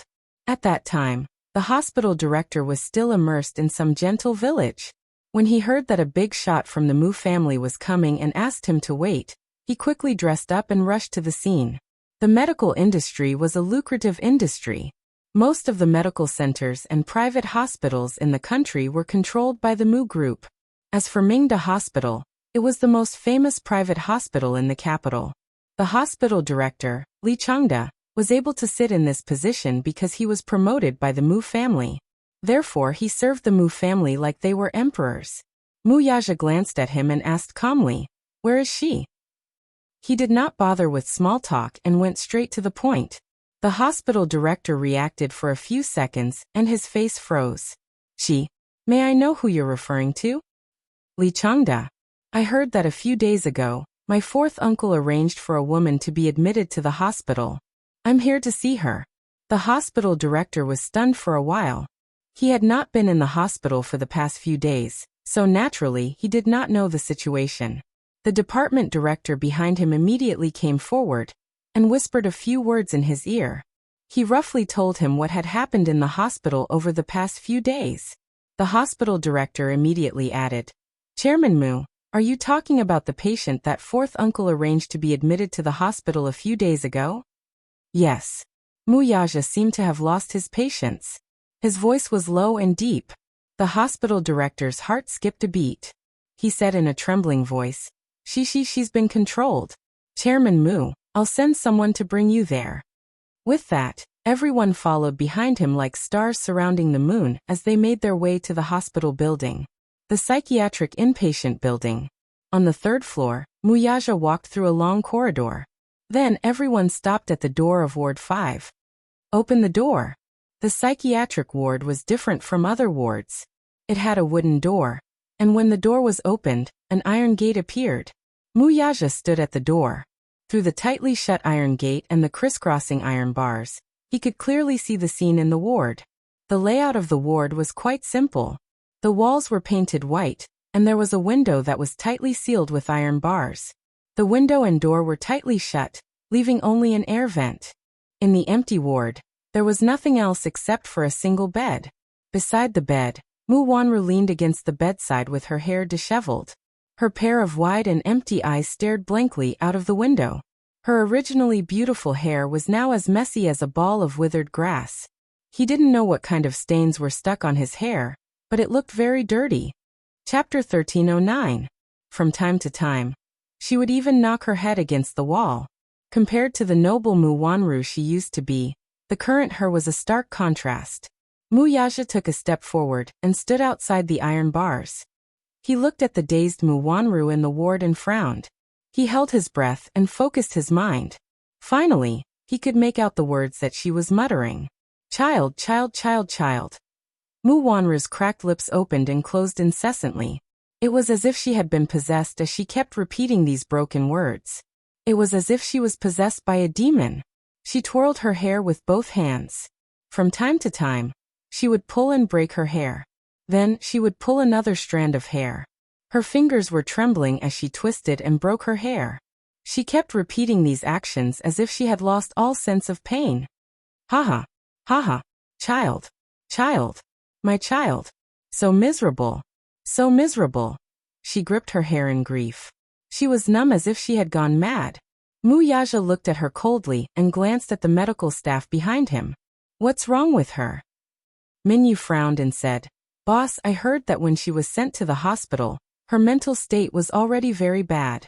After being locked in the ward for a few days, she became crazy. He raised his eyebrows and made a further judgment. Crazy? Yes. Crazy. Minyu nodded and gave him a response. Was she really crazy? Muyaja narrowed his eyes in disgust. This woman's face was already annoying to begin with. Now that she looked like this, it was even more detestable. Could it be that this woman was up to something again? Was she pretending to be crazy? Unexpectedly, the moment he finished speaking, he alarmed the person in the ward. Mu Wanru raised her head abruptly. When she saw that it was Muyaja, she was stunned for a moment. She stopped her rambling and straightened her back when she saw him. The pair of empty eyes finally regained some focus, but they stared at him like the venomous snakes on the branches of a tropical rainforest. Muyaja looked expressionlessly at the pair of eyes that were wide open as if she had died with a grievance. Narrowing his eyes, he saw her suddenly stand up and huddle in a corner for a long time. As soon as she stood up, her body swayed and she fell to the ground again. Her head hit the headboard, but she didn't cry out in pain. It was as if she was really numb to pain. Then, she scrambled to get up from the ground and stared at him again. Suddenly, she tilted her head and smiled foolishly. She pursed her lips and shrunk into a corner, pressing herself against the wall. It was as if the person standing in front of her was a terrifying monster. You. Who are you? Muyaja narrowed his eyes and said coldly, Mu Wanru, don't play dumb with me. Mu Wanru didn't seem to understand what he said. She clumsily said a few words, as if she was struggling to digest his words. Then, like a child with low intelligence, she bit her lips. Did you see my child? Muyaja pursed his thin lips into a proud line and raised his eyebrows. Child? Ah. I know. Chapter 1310. Muyaja furrowed his brows and turned his head sideways to cast a sidelong glance at his assistant, who was standing behind him, with a complicated expression. What's wrong with her? The nurse next to him carefully observed his expression and said, Chairman Mu, this patient seems to have suffered a lot of trauma earlier, and has some mental problems. In short, she had lost her mind. When Mu Wanru heard someone addressing her as Chairman Mu, it was as if the pain in the deepest part of her memory was suddenly evoked. She let out a tragic scream, and suddenly stretched out her hands toward him. Her 10 fingers were stiff and twisted as they tightened. Aja, is that you? Aja, is that you? She suddenly pulled up the corners of her lips, revealing an extremely strange smile. She laughed bitterly a few times, but immediately after, she let out a mournful and sorrowful cry. She cried for a while, then laughed for a while. Suddenly, she screamed and jumped up from the ground. Her feet staggered, and she almost fell as she threw herself towards the door. Bam! Her body and the iron gate made a loud noise. Mu Wanru held the iron gate tightly and struggled to reach out her hand through the gap, throwing herself at him. Minyu immediately put an arm in front of Mu Yaja and separated him from her. Boss, back off. Be careful that she doesn't hurt you. Ha ha ha. Mu Wanru suddenly let out a series of earth-shattering and shrill laughter. Her eyes widened ferociously as she stared at Mu Yaja's figure. Her face was like a withered flower, and she looked like a malicious spirit that had crawled out from hell. It was terrifying and sinister. Aja, I've been waiting for you here for so long. You're here. Are you here to take me away? Are you finally here to take me away? Without waiting for a response, she cried and laughed at the same time. I've been waiting for you for so long. It's been so tiring. Take me away, okay? Suddenly, she fell silent and carefully looked around as if she didn't see the person standing beside Mu Yaja. She lowered her voice and said, "The people here are all demons. They abuse me, they hit me, they put me under house arrest, they torture me. Can you take me away from here?" "All right." Mu Wanru's eyes suddenly lit up and said mysteriously, I have good news for you." Mu Yaja looked at her extremely ugly face and asked coldly, "What good news?" I'm pregnant. Haha. I'm pregnant, do you know that? I'm pregnant. Mu Wanru suddenly, as if she had gone mad, to her face was filled with joy. Her entire face was twisted with joy. I'm pregnant. God, I've never thought that I would have my own child in my life. Which quack dared to say that I'm infertile? His dog eyes must be blind. All of a sudden, her face froze for a moment before turning pale again. But where's the child? The child is missing. Why is the child missing? I can't find him. Can you help me find the child? That's our child. He's going to be the head of the Mu family in the future, and the successor of the Mu group. When that time comes, I'll be able to become the mistress of the Mu family, because of my son, right? Chapter 13:11. Our child. Mu Yaja smiled playfully and cruelly said, "That's not our child." Mu Wanru was startled. The smile on her face froze in an instant. Yes, that's not our child. Mu Wanru suddenly lowered her head guiltily. From time to time, she carefully looked up at his face. That's not our child. You know it. She was extremely guilty. Her hands helplessly twisted her messy hair with a conflicted look on her face. That child is mine and Aaron's. Yes, it's mine and Aaron's. Yes. You're blaming me, aren't you? She suddenly raised her head and looked at his cold face. Her breathing became urgent. You're blaming me, aren't you? Yes, I betrayed you. Yes, I know. I shouldn't have betrayed you. I slept with a man. It's so dirty. I feel so dirty too. With that, she began to rub her body hard. Mu Yaja's face was cold. He lowered his head and looked at her unmoved. Mu Wanru's voice trembled as she started to speak incoherently. So you're angry. You're angry with me. You blame me for betraying you, so you snatched my child, right? But I know that I'm wrong. I shouldn't have done that. I shouldn't have betrayed you. I shouldn't have poisoned Grandpa's medicine. I shouldn't have snatched Yin Shirshir's jade. Yes. It's because that jade is beautiful. I like it, but I shouldn't have snatched it. Mu Wanru grabbed the metal bars again and stared at him with wide eyes. I shouldn't have sent people to kill Yin Shirshir and Yin Tianyu. Yes. So you're angry. Don't be angry, okay? Let me off and return my child to me. I'm wrong. Mu Yaja remained silent. Mu Wanru was even more anxious now. She reached out her hand and scratched in his direction with all her might. Aja, is my child with you? Did you hide my child? Return it to me. Return it to me, okay? She mumbled that she wanted the child. Mu Yaja asked without turning his head, "Where's her child?" The nurse said, "She just had a miscarriage. The child is gone." The child is gone. Her words were, without a doubt, a greater provocation to Mu Wanru. When she heard this, she was like an ignited explosive. She went into a frenzy. She grabbed the metal bars with both hands and tugged at it. You're lying. You're lying. My child is still alive. My child. Give me back my child. Give me back my child. Ah! The mournful screams echoed and tore through the long corridor. Mu Wanru screamed at the top of her lungs. Due to her excessive agitation and anger, her face had turned the color of a pig's liver. She seemed to have gone crazy as she bawled at the top of her lungs. Return. Give me my child. Muyaja, you're the one who killed my child. Return my child to me. If not, I won't let you off even if I become a ghost. Minyu was furious and scolded. You mad dog. Biting people for no reason. The nurse on duty hurried over and ordered everyone to stand back. She then opened the door.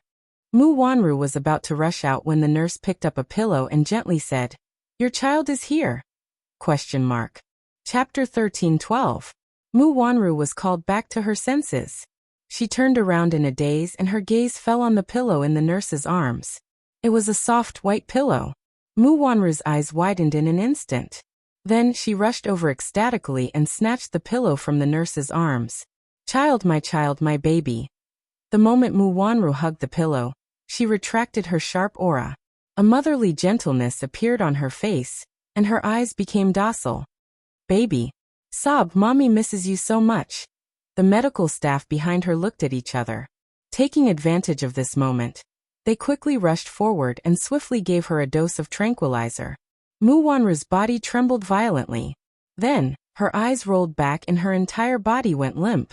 A few doctors and nurses worked together to lift her onto the bed. Then, they went out and locked the door. From the beginning to the end, Muyaja's face was expressionless. He only looked coldly at the crazy woman. Under the influence of the tranquilizer, she was quiet. However, she still hugged the pillow tightly in her arms and refused to let go. There was no doubt that this person had gone crazy. At first, he wondered if she was playing some trick and pretending to be crazy in front of him. But now he was sure. This woman had gone completely insane. Moreover, he was quite crazy. What exactly triggered her? According to the attending doctor, the patient has been living in fear for a long time and suffered a heavy blow overnight. As a result, he developed a serious mental disorder. Minyu responded to his suspicions. That day, after Mu Wanru woke up, she found out that her child was not saved. It had suffered a miscarriage and even her uterus had been removed. It wasn't easy for her to have a child, but it was gone. This caused Mu Wanru so much pain that she had some self-mutilating behavior. After coming out of the operating room, her condition became more and more unstable. She kept asking for a child. It seemed that she couldn't accept the pain of losing a child. She was pitiful and hateful. Muyaja slowly turned around and was about to leave when he saw a figure at the end of the corridor. At the end of the corridor, Mu Lianjue was leaning on a cane with someone supporting him. His back was against the light, so his expression could not be seen clearly. Muyaja was stunned. Then coldness and hatred appeared in his eyes. He raised his head and strode toward him. When he reached Mu Lianjue, Muyaja stopped in his tracks and coldly lowered his head to look down at him from above. His face was cold and sinister. Fourth Mu's fourth brother. The moment he spoke, his voice seemed to freeze 1,000 miles of ice. He directly addressed him as Mu Si, not intending to give him any face at all. Mu Lianjue's body trembled slightly as he raised his head to look at him. In the next second, Muyaja suddenly reached out and grabbed his throat with his strong and broad palm. He exerted so much force that one could faintly hear a few weak joints groaning. Mu Lianjue was caught off guard by his sudden move. The cane in his hand fell to the ground with a thud. Grabbing him by the throat, Muyaja pushed him hard and pinned him against the wall. Chapter 13:13. Mu Lianjue did not even have the time to react before he was pinned down by the other. He heard Muyaja call him by his name without any honorifics. Fourth Mu. That was a title that only someone of Mu Linfeng's seniority could address him by. It was clear that Muyaja did not intend to give him any face. The moment Muyaja saw him, icy fury surged in his heart, and he could not restrain it. This man was too much of a bully. What did he take him for? Did he really think that just because he didn't show his power, he could play with him in the palm of his hand without fear? What a joke! Look at what kind of shady business he had done behind his back. He did not execute him immediately back then because Second Master Mu was there to stop him. He was busy looking for Yu back then, so he was not in the mood to deal with him. Look at what he had done now. He actually sent an assassin to kill a 7-year-old child.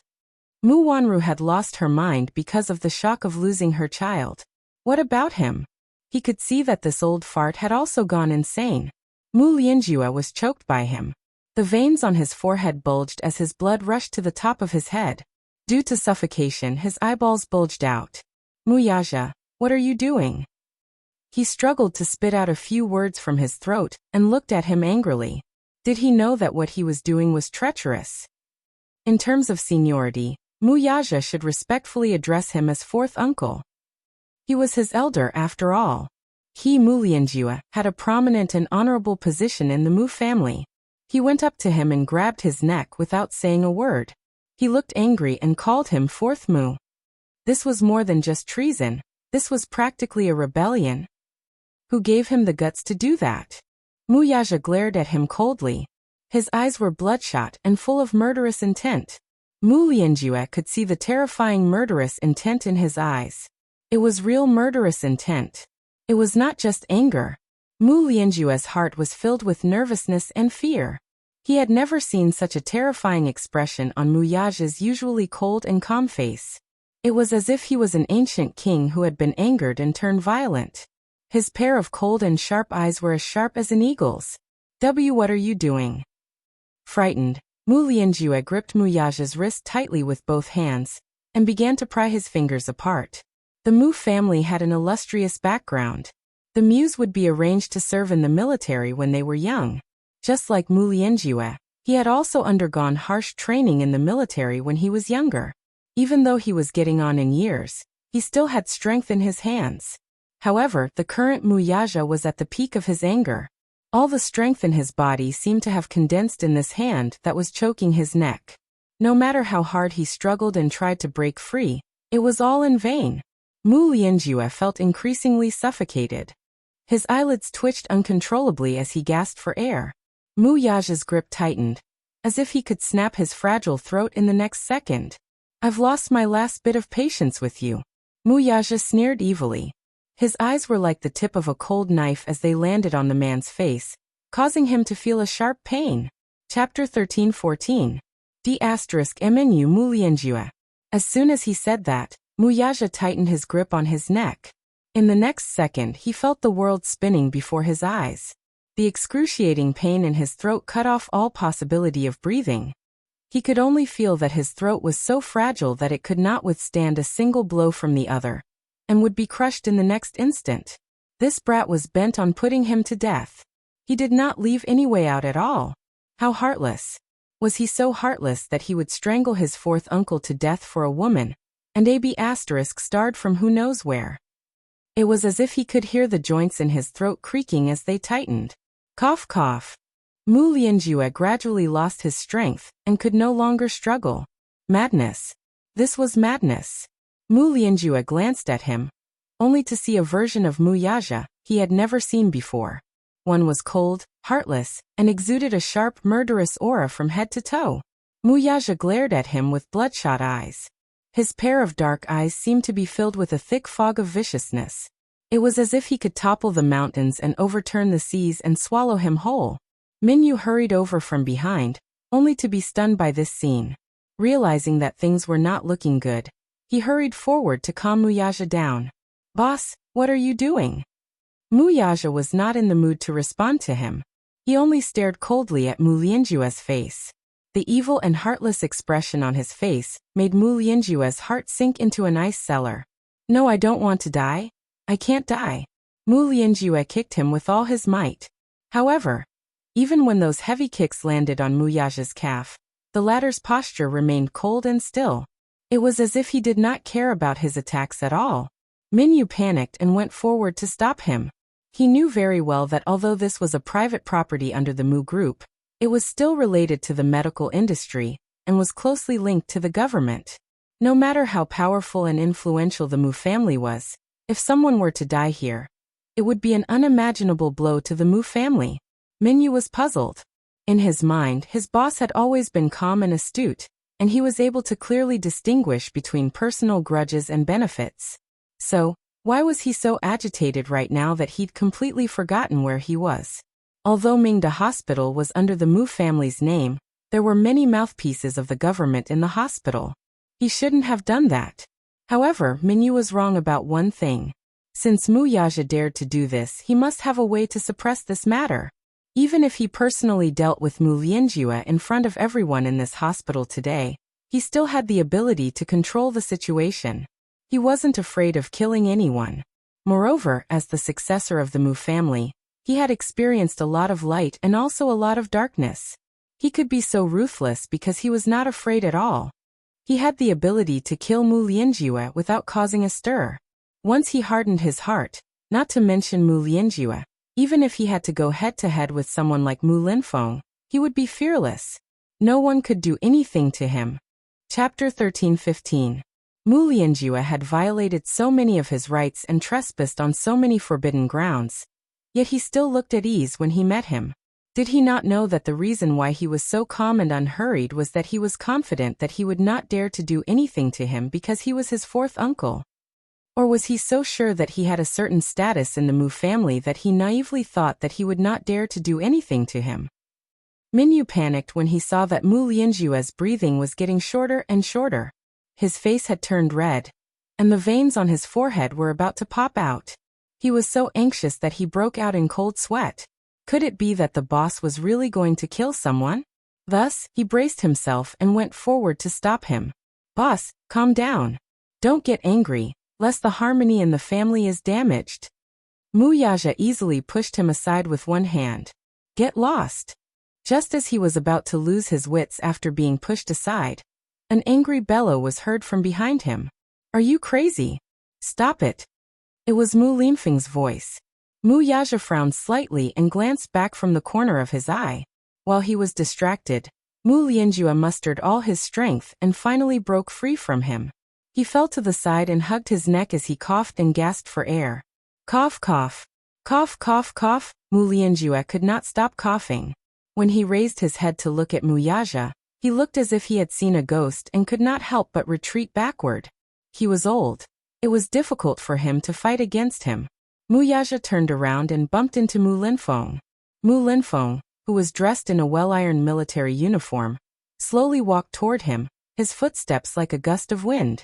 He was different from the others. Mu Yaja had only trained in the army when he was young. Mu Linfeng, on the other hand, had been in the army since he was 10 years old. In a sense, he had devoted his life to power. Strictly speaking, he was the real power behind the Mu family, and had toyed with it for most of his life. Now that the Mu family had developed to this point, they were naturally no longer just a wealthy family in the business world. With such a large family, they were involved in both legal and illegal activities. The one who represented the legal side was naturally the head of the capital's military, Mu Linfeng. Moreover, his wife was from a powerful family. Hence, the power in his hands, even Mu Yaja, was not to be underestimated. Mu Linfeng came to the hospital today to prescribe some medicine. He had some old ailments. While he was at it, to meet Mu Lianjue and make some arrangements. Mu Linfeng knew his nephew well. He was a hot-blooded man. Mu Lianjue had done so many taboo things. His nephew would definitely not let him off so easily. Once the dust settled, he would definitely offend Mu Lianjue. Be it through open means or underhanded means, he would definitely settle this score. If things went wrong, Mu Lianjue's old life would be lost. Mu Linfeng, on the other hand, cared about their brotherhood. Perhaps at his age, he was no longer so high-spirited and emotional. He was worried that Mu Yaja would secretly deal with Mu Lianjue, so he asked him to go abroad for a period of time to avoid the limelight. He came to the hospital to check on Mu Wanru's condition, and to understand the situation from the doctor. Chapter 13-16. Thankfully, he had appeared in time and stopped him in time. Otherwise, he wouldn't have dared to think further. From the earlier scene, Mu Linfeng had indirectly experienced how ruthless his nephew could be. Mu Yaja looked at him with a lukewarm expression. Second uncle, why are you here? You're crazy. How impudent. Are you crazy? What were you trying to do earlier? Nothing. Muyaja sneered. It's been so many years. Some old grudges should be settled with someone, right? Nonsense. Mu Linfeng was flustered and exasperated. He was about to say something when he suddenly paused and looked around with a warning look in his eyes. When Minyu saw this, he naturally understood what he meant. He immediately cleared the crowd and left the stage himself. At this point, only the uncle and nephew were left in the corridor. After everyone left, Mu Linfeng glared at him. Don't mess around. Yaja, he's your fourth uncle and your elder. Do you think it's appropriate for you to do this? No matter what he did wrong, he's still your elder. What you did earlier was simply disgraceful. Mu Yaja's face turned cold. Why, second uncle? From your tone, it sounds like you're trying to absolve fourth Mu. Mu Linfeng retorted. Fourth Mu, is that a title you have the right to call him? You should respectfully call him fourth uncle. Don't be rude. What you did was disgraceful. Second uncle, you're the one who has no right to interfere in the grudge between me and fourth Mu. Muyaja sneered. This time, he didn't give Mu Linfeng any face. In short, he didn't give him a way out. Mu Linfeng almost fainted from his insolent tone. Do you still have any respect for your elders? Do you still have any manners? Mu Linfeng's temper flared as he scolded without any grace. You must remember that he's your elder, and you're his junior. No matter what he did wrong, it's not up to you to act rashly here. Do you understand? Second uncle, are you going to interfere in this matter to the end? I don't know what you're talking about. I won't interfere with you, but you have to be clear about the difference in status. I don't want to see what just happened again. Muyaja looked at him deeply. His eyes were cold and the corners of his thin lips lifted slightly. However, he asked a question that pierced one's heart. It seems that second uncle is determined to protect him. His tone was incomparably gloomy, causing people to tremble with fear. Mu Linfeng was furious. At the same time, he looked into Muyaja's eyes, which were unfathomable. Second uncle, aren't you afraid of hurting our friendship by doing this? Mu Linfeng clenched his fists and took a deep breath before saying, if the family is harmonious, everything will prosper. As soon as he said that, Muyaja chuckled softly and coldly. It was as if this sentence was the biggest joke to him. Your words are truly laughable and lamentable. Muyaja narrowed his eyes and walked up to Mu Linfeng. He lowered his head slightly and cast a cold glance at the latter's face from the corner of his eyes. If the family is harmonious, everything will prosper. You, Muyaja suddenly asked, second uncle, you should be aware of what happened more than 10 years ago, right? Chapter 13-17. Muyaja, on the other hand, caught too many chilling things from his face. He continued to ask, you know the details of my father's car accident and my mother's death, don't you? Mu Linfeng did not say anything. Muyaja continued coldly, so what am I to you? I'm just a pawn. You. Calm down. I'm very calm. Muyaja closed his eyes. When he opened them again, they were so cold that it made one's heart palpitate. I'm very calm. Mu Linfeng's heart sank when he saw this. With a pale face he explained, about your father's car accident more than a decade ago, if I had foreseen it, I would have stopped it. But I was only aware of that matter in hindsight. Upon hearing this, Muyaja's lips tugged expressionlessly into a half-smile. Fourth bro is indeed muddle-headed in this matter. However, it's been more than a decade. Since he's let it go, you should let it go too, shouldn't you? Now that you have the entire Mu group, why do you have to care about the past? It's been so many years, let's just settle it. Muyaja laughed. Settle it? After more than 10 years, such a huge blood feud could be resolved with just a few words. Muyaja smiled and replied coldly, sure. Mu Linfeng looked at him in surprise, only to hear him say sinisterly, if you want it to be settled, you'll have to pay with your life. After saying that, he turned around and walked away. Mu Linfeng stood rooted to the ground in a daze. He understood what Muyaja's words meant. He was definitely going to use Mu Lianjue's life to settle this debt. Mu Lianjue stood up shakily, his face as pale as wax. Second brother. Fourth bro, look at you. You've incurred this debt. Why did you do such a foolish thing back then? Mu Linfeng glared at him in exasperation. Mu Lianjue's face paled. If it was in the past, he would definitely have said in an old-fashioned manner, "Humph. That lad definitely won't dare to do anything to me." However, after what happened just now, he could clearly see the murderous intent in Mu Yaja's eyes. Now he did not dare to say such a thing no matter what. Second brother, don't you understand me? Why did you do that back then? You've seen it too. You've seen it clearly. In terms of ability and skill, am I any worse than Lianqing? I'm only more outstanding. However, how did that old fart make such a decision? The Mu family's inheritance's position. But in the end, it's given to Lianqing. I can't accept this. Can you accept it? Even though you don't say anything on the surface, you're still indignant deep down. Mu Linfeng fell silent. In the dim corridor against the light, two elders in their 50s stood facing each other, but they could not see each other's faces. Chapter 13:18. He coughed violently when he got agitated and then said hoarsely, I didn't do that purely for my own benefit. I did it for the Mu group.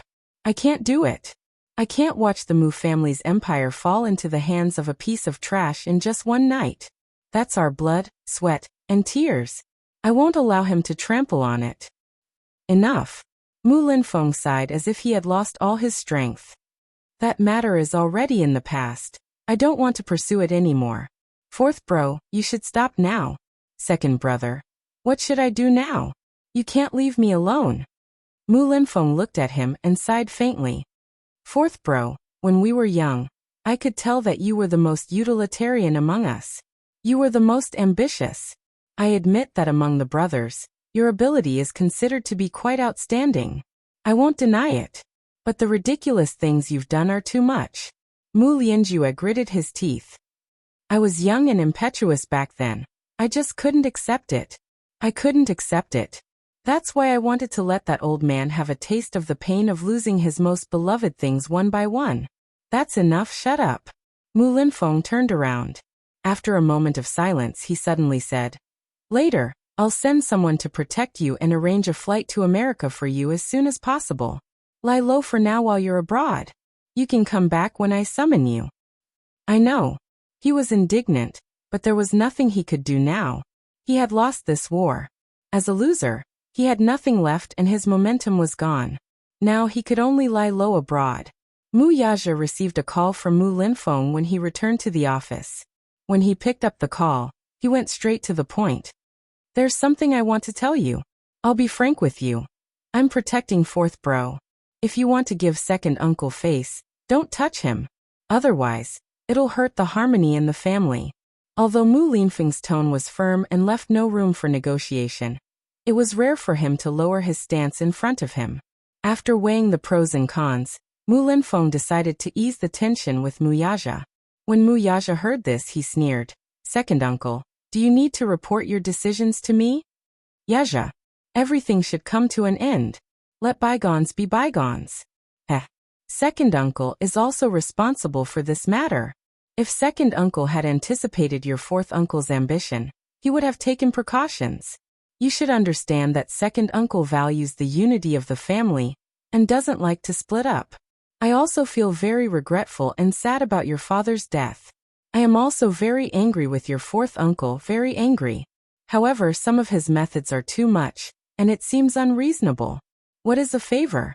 Second uncle, how can you talk about favors with me in the Mu family? In such a big Mu family, there is only the cold struggle for power. What is there to talk about? How laughable. How pathetic. Just like a person who drinks water, only he knows whether it is hot or cold. Perhaps, in Mu Linfeng's eyes, Mu Lianqing's death was just a trivial matter that could be summed up with a simple word of regret. It was as if a single word from him could float away with the wind. Every step in the rich family was treacherous. A single mistake could lead to eternal damnation. The struggle for power was never-ending. Even though he knew this, he still could not forget the pain. The pain that almost destroyed him. Chapter 13:19. Mu Linfeng fell silent. The silence was so long that just as Mu Yaja was about to hang up the call, He heard his uncle's heavy and powerless voice. What do you want me to do for you to be magnanimous? Muyaja's voice sank as he retracted his smile. His cold voice sounded apathetic. Be magnanimous? Second uncle, you must be joking. What kind of tone is that? Yaja, is this the attitude you should have toward your elders? I'm your second uncle. Don't be too arrogant and insufferably arrogant. Mu Lianjue flew into a rage out of humiliation at his indifference. Yaja, consider it as giving your second uncle some face. For the sake of our family's bloodline, at least don't be so ruthless. He's your fourth uncle after all. The same blood flows in his veins. Mu Yaja had completely lost his patience with him, and was disgusted with his uncle's haughty attitude. He snorted coldly. Aren't you overestimating your own status by saying that? Mu Linfeng was deeply stunned on the other end of the line. Never in his wildest dreams did he expect this lad to speak to him in such a manner. In the past, he would never speak to him in such a manner. While he was in a daze, Mu Yaja mercilessly retorted. It's hard to say who's giving face in this matter. I've already made up my mind. If second uncle insists on protecting him from me, you can try. You can try. What a boastful tone. Mu Linfeng was furious. An uncontrollable rage exploded in his chest as he scolded. Yaja, aren't you going overboard with your words? Don't forget who you're relying on to have your current status. Who did you rely on to be able to sit in the position of successor? Think about it again. Who are you relying on to become the head of the Mu family? Without me, can you have your current status? Don't even think about it. Don't forget how pathetic you would have been back then if it weren't for me. It was me who helped you to your current position, hee. You're different now. Your wings have hardened, so you want to soar high, right? You're so arrogant that you won't give me any face, will you? Second uncle, don't forget that I owe you all these years, and it's about time I pay you back. Hee. You support me? The smile on Mu Yaja's face disappeared, and his eyes turned cold. Second uncle, I can't help but admire you for making use of me sound so dignified. Yes, you were the one who supported me, but did you think that I was able to sit in this position all because of you? Not necessarily. Not everyone can reach where they are today with your support. Back then, no matter who it was, no one would be able to replace my achievements today. Mu Linfeng's expression changed drastically as viciousness surfaced on his face. Mu Yaja paused and said with a mocking smile, Moreover, I should have paid back all the favors you've given me over the years. Have you forgotten? You can't do those dirty things with your status. Those dirty tricks that you couldn't complete were done by me. Why? Are you trying to erase this bit of credit with just a few words from you? Mu Linfeng questioned sternly. Then what exactly do you want now? Chapter 1320. When Mu Linfeng heard that, he was both furious and shocked. Firstly, it was because of Mu Yaja's arrogant tone. Secondly, it was because of the implied warning in his words. Mu Yaja had no intention of giving him any face at all. While he flew into a rage out of humiliation, he also felt a trace of lingering fear in his heart. He couldn't help but fall into deep thought. How loyal were the people he had groomed for so many years to him? In the past, Mu Yaja had always been respectful toward his elders. Despite his arrogance, callousness, and indifference, he was still very respectful toward the elders in the family. Now, however, from his words, Mu Linfeng could tell that he was actually being unreasonable and rebellious toward him. He couldn't help but wonder if he should teach him a lesson and teach him a lesson. With that thought in mind, his words became impolite. Aha! Don't go overboard. You brat, you actually know how to argue with me, huh? Fine. Since you put it that way, I have nothing else to say. You settle your score, and I'll protect my people. If I can't protect them, it'll be because of your ability. However, let me say this first. Yaja, don't blame me for not reminding you when the time comes. What kind of consequences will your actions bring upon you? Don't you think it's time for you to examine the situation you're in now? You've just ascended to the position, and everyone in the family is suspicious of you. If you act rashly at this time, aren't you afraid of those gossips? When the time comes, if there are unfavorable rumors about you within the family, you'd better be careful not to lose your position as the head of the family. Second uncle, You should know me well enough. No one can stop me from doing what I want to do. It's either I don't do it. If I do, I won't leave a way out. I think it's best if you don't waste your efforts. Otherwise, I'll embarrass you when the time comes. His uncle warned him. In that case, he also gave him a piece of advice. Mu Linfeng gritted his teeth. You'll regret it. Mu Yaja coldly added. I've never regretted what I've done. Second uncle, you're overthinking it. With that, he cut off the line. On the other end, Mu Linfeng was so infuriated that he slammed the phone on the table and stood up abruptly. With his hands behind his back, he paced back and forth on the spot, clearly irritated. This brat's wings were really getting harder and harder. How could he say something like that? Mu Linfeng was furious. On the other end, Mu Yaja hung up the phone and pondered for a moment. As his second uncle, he was bound to protect his nephew. There was one thing that second uncle had nothing to say about. Thus, even though he had some disputes with Mu Lianjue when he was younger, he had let it go at this age. On account of their brotherhood, Mu Linfeng was naturally unwilling to watch the family members kill each other. If it were any other matter, Mu Yaja would not have brushed him off for his sake. However, this matter was out of the question. Putting aside the matter of Mu Lianjue harming his parents more than a decade ago, the thought of him sending trained assassins to kill Yu, for the sake of exterminating all of them, was intolerable. Who gave him the courage to touch his woman and son? Mu Yaja then made a call to a mysterious person. Chapter 1321. When Lu Jinyu heard Mu Yaja's deep tone, he knew that this was not a small matter. Thus he did not waste time on small talk and said forcefully, Chief, tell me. Mu Yaja knocked on the table and said in a deep voice, I want something, but it's not suitable for me to show my face with my current status. I need you to secretly give me the order. What is it? Mu Yaja narrowed his eyes and said word by word. I want a person's life. In the afternoon, Yin Shirshir was coaxing the two children to read a script at home, when she suddenly received a call from her father. Some time ago, he rushed back to his hometown to attend a funeral. It was said that his mother had passed away, so he hurried back. Later, he called to say that he would be observing mourning in his hometown for a period of time. He then reminded Yin Shirshir to take care of herself at home. Yin Shirshir also reminded him to take care of his health. The father-daughter pair usually kept in touch with each other, but this time, Yin Yeqing had called to discuss something with her. Shirshir, it's like this. There's something I want to discuss with you. Dad, what's the matter? Do you still remember Uncle Yeho whom you met when you were young? Uncle Yeho, Yin Yeho, was Yin Yeqing's younger brother. Yin Yeqing's hometown was in a small county dozens of kilometers away from the capital. There was a backward village called Yin Family Village. The scenery there was picturesque, but due to its location, the village's economy had always been backward. Yin Yeqing had an elderly mother, an elder sister, and a younger brother. He had always been closer to his younger brother. When he was very young, his father passed away early due to a mining accident. His mother raised the three children single-handedly. When he was young, he entrusted his mother to his younger brother, Yin Yeho, and came to the city to make a living. When he was young, he was high-spirited and had a good head for business, so he worked hard to make a name for himself. At that time, he wanted to bring his mother and siblings to the city to enjoy life. In the end, his old mother was used to living in the countryside and refused. Yin Yeho, on the other hand, allowed Yin Yeqing to develop his career in the city with peace of mind.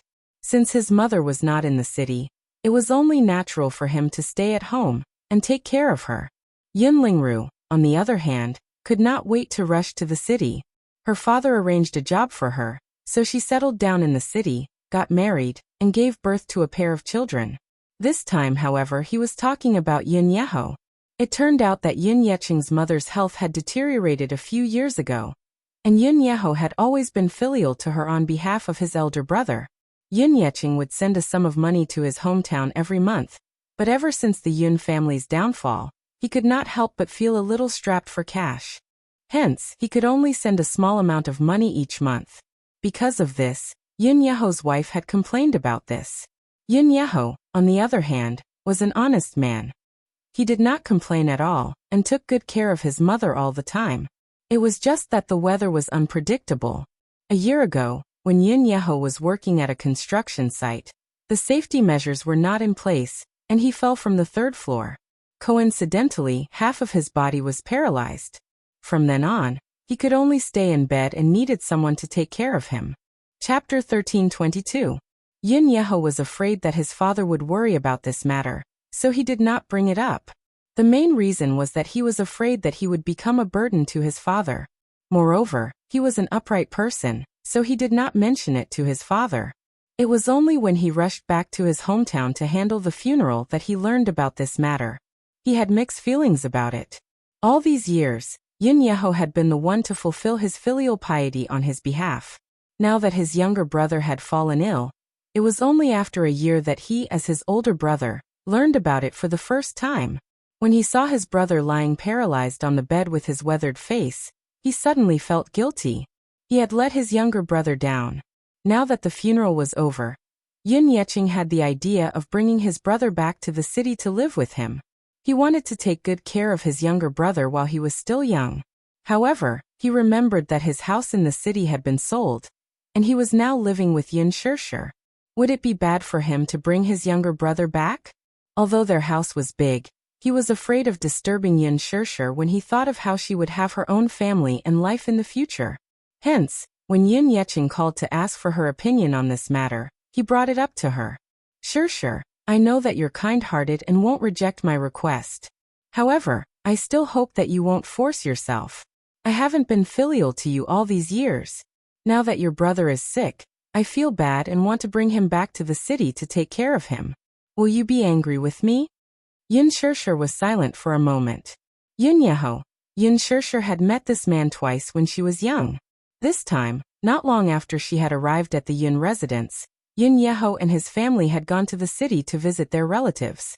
Wearing rustic clothes, they brought along local specialties, fruits, and vegetables from their hometown to visit Yin Yeching's family. At that time, he had even carried her. He was very close to children and especially liked them.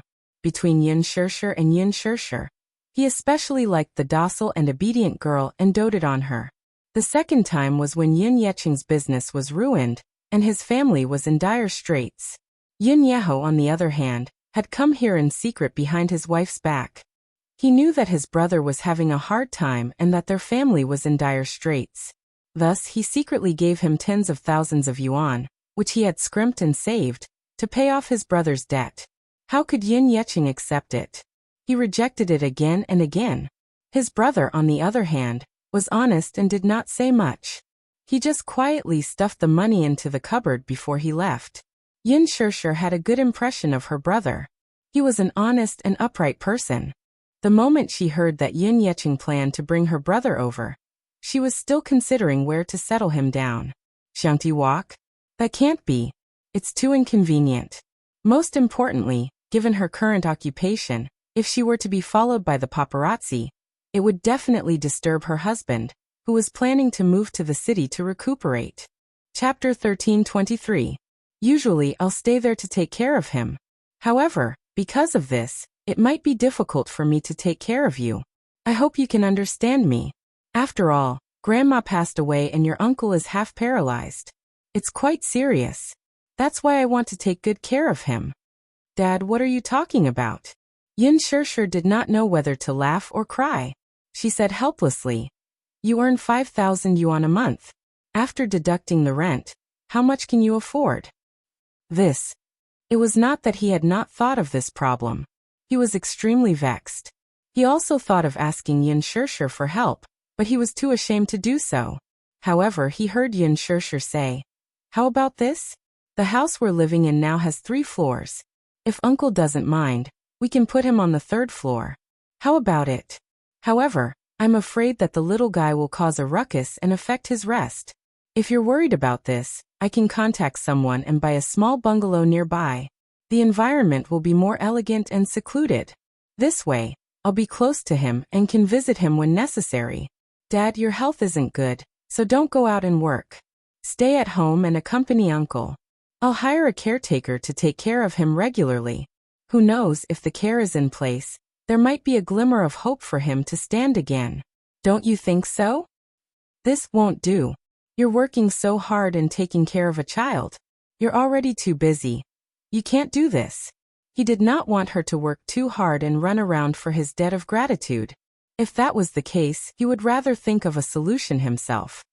Dad, must you treat me like an outsider? It's not a big deal. Now I have the ability and I'm earning more money. My life is no longer like before, when I can't make ends meet. It's time for me to be filial to you.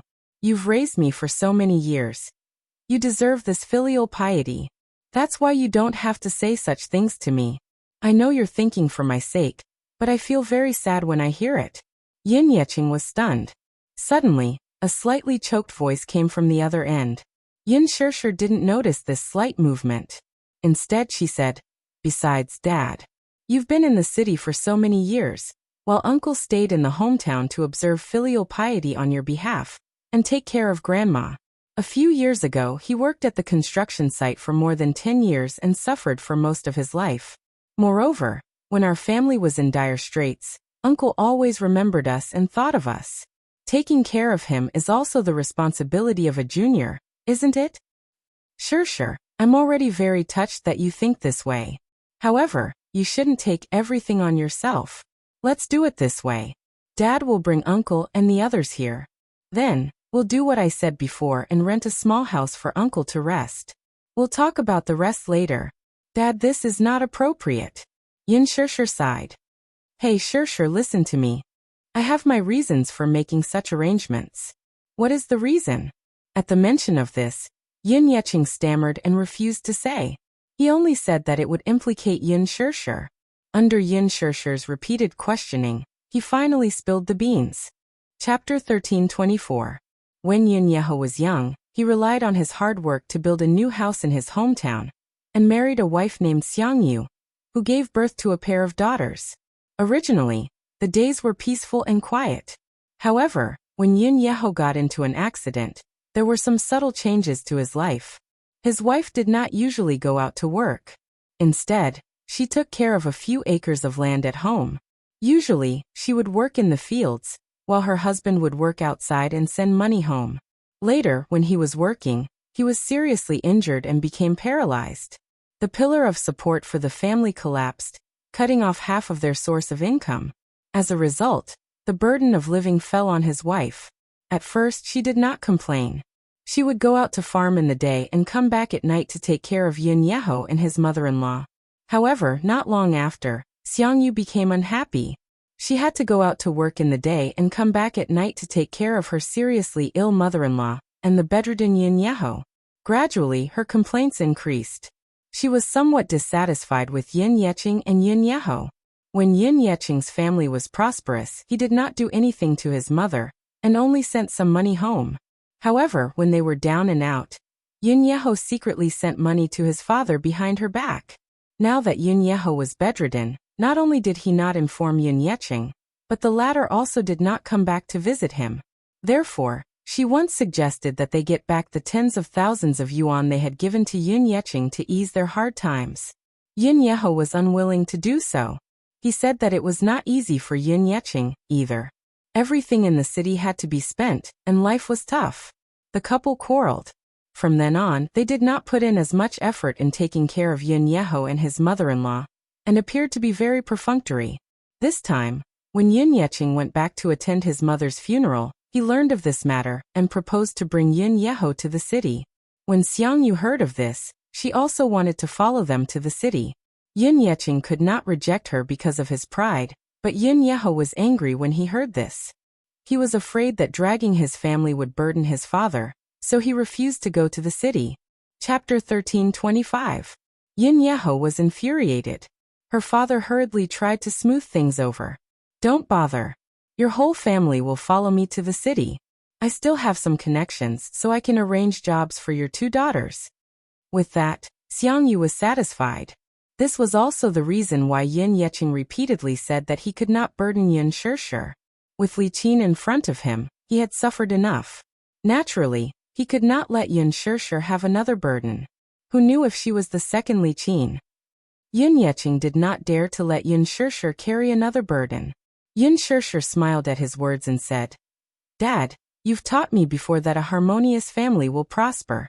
Still, Since you're worried that I'll be dragged down, I'll respect your opinion. Still, when Uncle comes to the city, even if he doesn't stay with me, I'll at least be in charge of their accommodation. This is also a token of my sincerity." Yin Shishi's words were very pleasing to his ears. With tears in his eyes, he lamented, "Shishi, the best choice I've ever made in my life is to meet you. Although you're not my biological daughter, I've always treated you as my own in my heart. I know that you're filial and know how to be grateful. At the same time, I hope that you can lead a better life. Your happiness is Dad's greatest wish." Yin Shishi smiled and comforted him a little more before hanging up the phone. Afterward, she thought that since Yin Yecheng was bringing Yin Yeho to the city, he would need to consider some accessories. Thus, she decided to head out to purchase some items. The season had changed recently, so she wanted to buy some clothes for the two children and Muyaja. Thus, she left a note on the table and left. She hailed a nanny van. When they reached the city center, she put on a pair of sunglasses, a low cap, and a jacket before heading into the shopping center. As a public figure, she had quite a bit of popularity in the public eye. Thus, she had to put more thought into her outfit when she went out. It would be troublesome if the reporters recognized them and distorted the report. After Yin Shishi confirmed that she didn't recognize her, she went to the children's clothing section. Previously, she had taken Xiao Yichen's measurements. Xiao Yichen matured very early and very quickly. He grew taller and was a head taller than Yu Yu.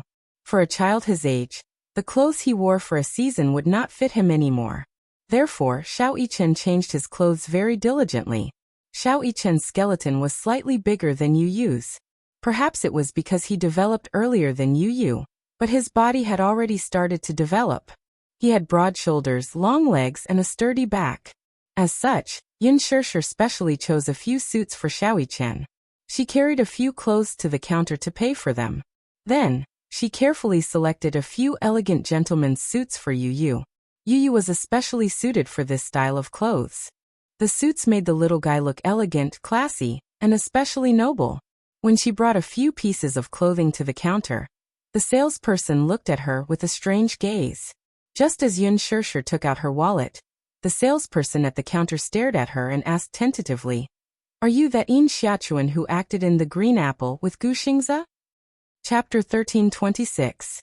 I can't remember your name, but I know you. I've seen the movie you acted in online. You played the role of Yin Xiachuan in it, right? Yin Shishi's lips twitched a few times before she said calmly, "Please help me settle the bill." "Thank you." "Oh, okay." The shop assistant quickly packed up the clothes she had bought. However, she suddenly realized that the clothes Yin Shishi had brought over were children's clothing. She noticed that they were clothes for children around 7 or 8 years old. Why was she buying clothes at the children's clothing section? The shop assistant was suddenly stunned. The internet had advertised that Yin Shishi was as pure as a young girl, and that she was single. She had never been married. Could it be that she had gotten married in secret and had a child? But these clothes were for children around 7 or 8 years old. If she were to convert, she would have had a child at the age of 18. However, according to the law, 18 years old was not the legal age for marriage. Could it be that she had a child out of wedlock? And it was an illegitimate child. The shop assistant cursed silently, and was shocked by her own suspicions. This rumor was so explosive. Hence, when Yin Shishi carried the shopping bags in her hands, she suddenly caught a glimpse of a few shop assistants huddling together and secretly taking out their cell phones. The cameras seemed to be aimed at her. Secretly taking photos? Yin Shishi's heart sank. She immediately turned around and left in a hurry. Behind her, one of the shop assistants suddenly slapped her forehead and had an epiphany. "Ah, I remember now. I remember now. Isn't she Yin Shishi? The one who was rumored to be in a scandal with Gu Xingze. Yin Shishi. I know her. She just debuted, and she's already very popular." Yin Shishi walked briskly. The shop assistants behind her raised their cell phones and aimed the cameras at her. They were following her, because of her fame. She reached out to stop them. "Stop taking photos, can you stop taking photos?" Yin Shishi panicked. In the past, she would have her assistant and bodyguard with her. At this time, the bodyguard would appear and stop these people. But now she was alone. Other than hiding and begging pitifully, there was nothing else she could do. She didn't expect that after dressing up like this and wrapping herself up like a dumpling, she would still be recognized. It could only be said that the green apple was too popular. The meticulously edited trailer with exquisite scenes and a warm melody. Once those sensational and beautiful scenes were released on the internet, it immediately caused a strong reaction among the young people. The memories of my youth, the warmth in my memories. Gu Xingze and Yin Shishir's acting as the winter and summer couple couldn't be any more perfect. Even though Gu Xingze and Yin Shishir are in their 20s, their acting is as authentic as a 16-year-old's. The green apple s the green apple, Yin Shishir s the green apple. But after seeing the trailer, it's beyond everyone's expectations. It seems to be a good feeling. In addition to the official Weibo's promotion and the hype of various famous marketing accounts, Gu Xingze also revealed the highlights of the filming from time to time. Hence, the topic of the green apple was constantly trending on the internet. Hence, almost all the young people who frequently surfed the internet knew about Yin Shishir. Yin Shishir walked all the way, but the shop assistants were still chasing after her with their cell phones. They madly took photos, recorded videos of her. She was a celebrity. And a big celebrity. Chapter 1327. Actually, given Yin Shishir's current status, it could only be said that she had just become famous. Other than acting in a movie, shooting a few print advertisements, and taking on a MV for an idol drama's original soundtrack, she was widely known by the public due to her high exposure. However, in terms of status, she could not be compared to Han Yuyan and Yang Mi. The reason why she was considered a big star was because Lin Fengtian's personal charisma was too strong. In addition, he had worked with Gu Xingze before. Moreover, the two of them had been involved in scandals outside of filming. In the eyes of the public, Gu Xingze had always been an excellent idol who was insulated from scandals. He rarely had any scandals with female celebrities. Other than some groundless accusations by the media and the female celebrities who had worked with him deliberately buying marketing accounts to create scandals, Gu Xingze could be said to have no scandals at all. Therefore, when Gu Xingze's team did not particularly resist the scandals between him and Yin Shishir, in the eyes of the public, Yin Shishir had almost become the heavenly king sister-in-law candidate. A female celebrity who had worked with Gu Xingze before. She had been very popular recently. Moreover, everyone had their vanity.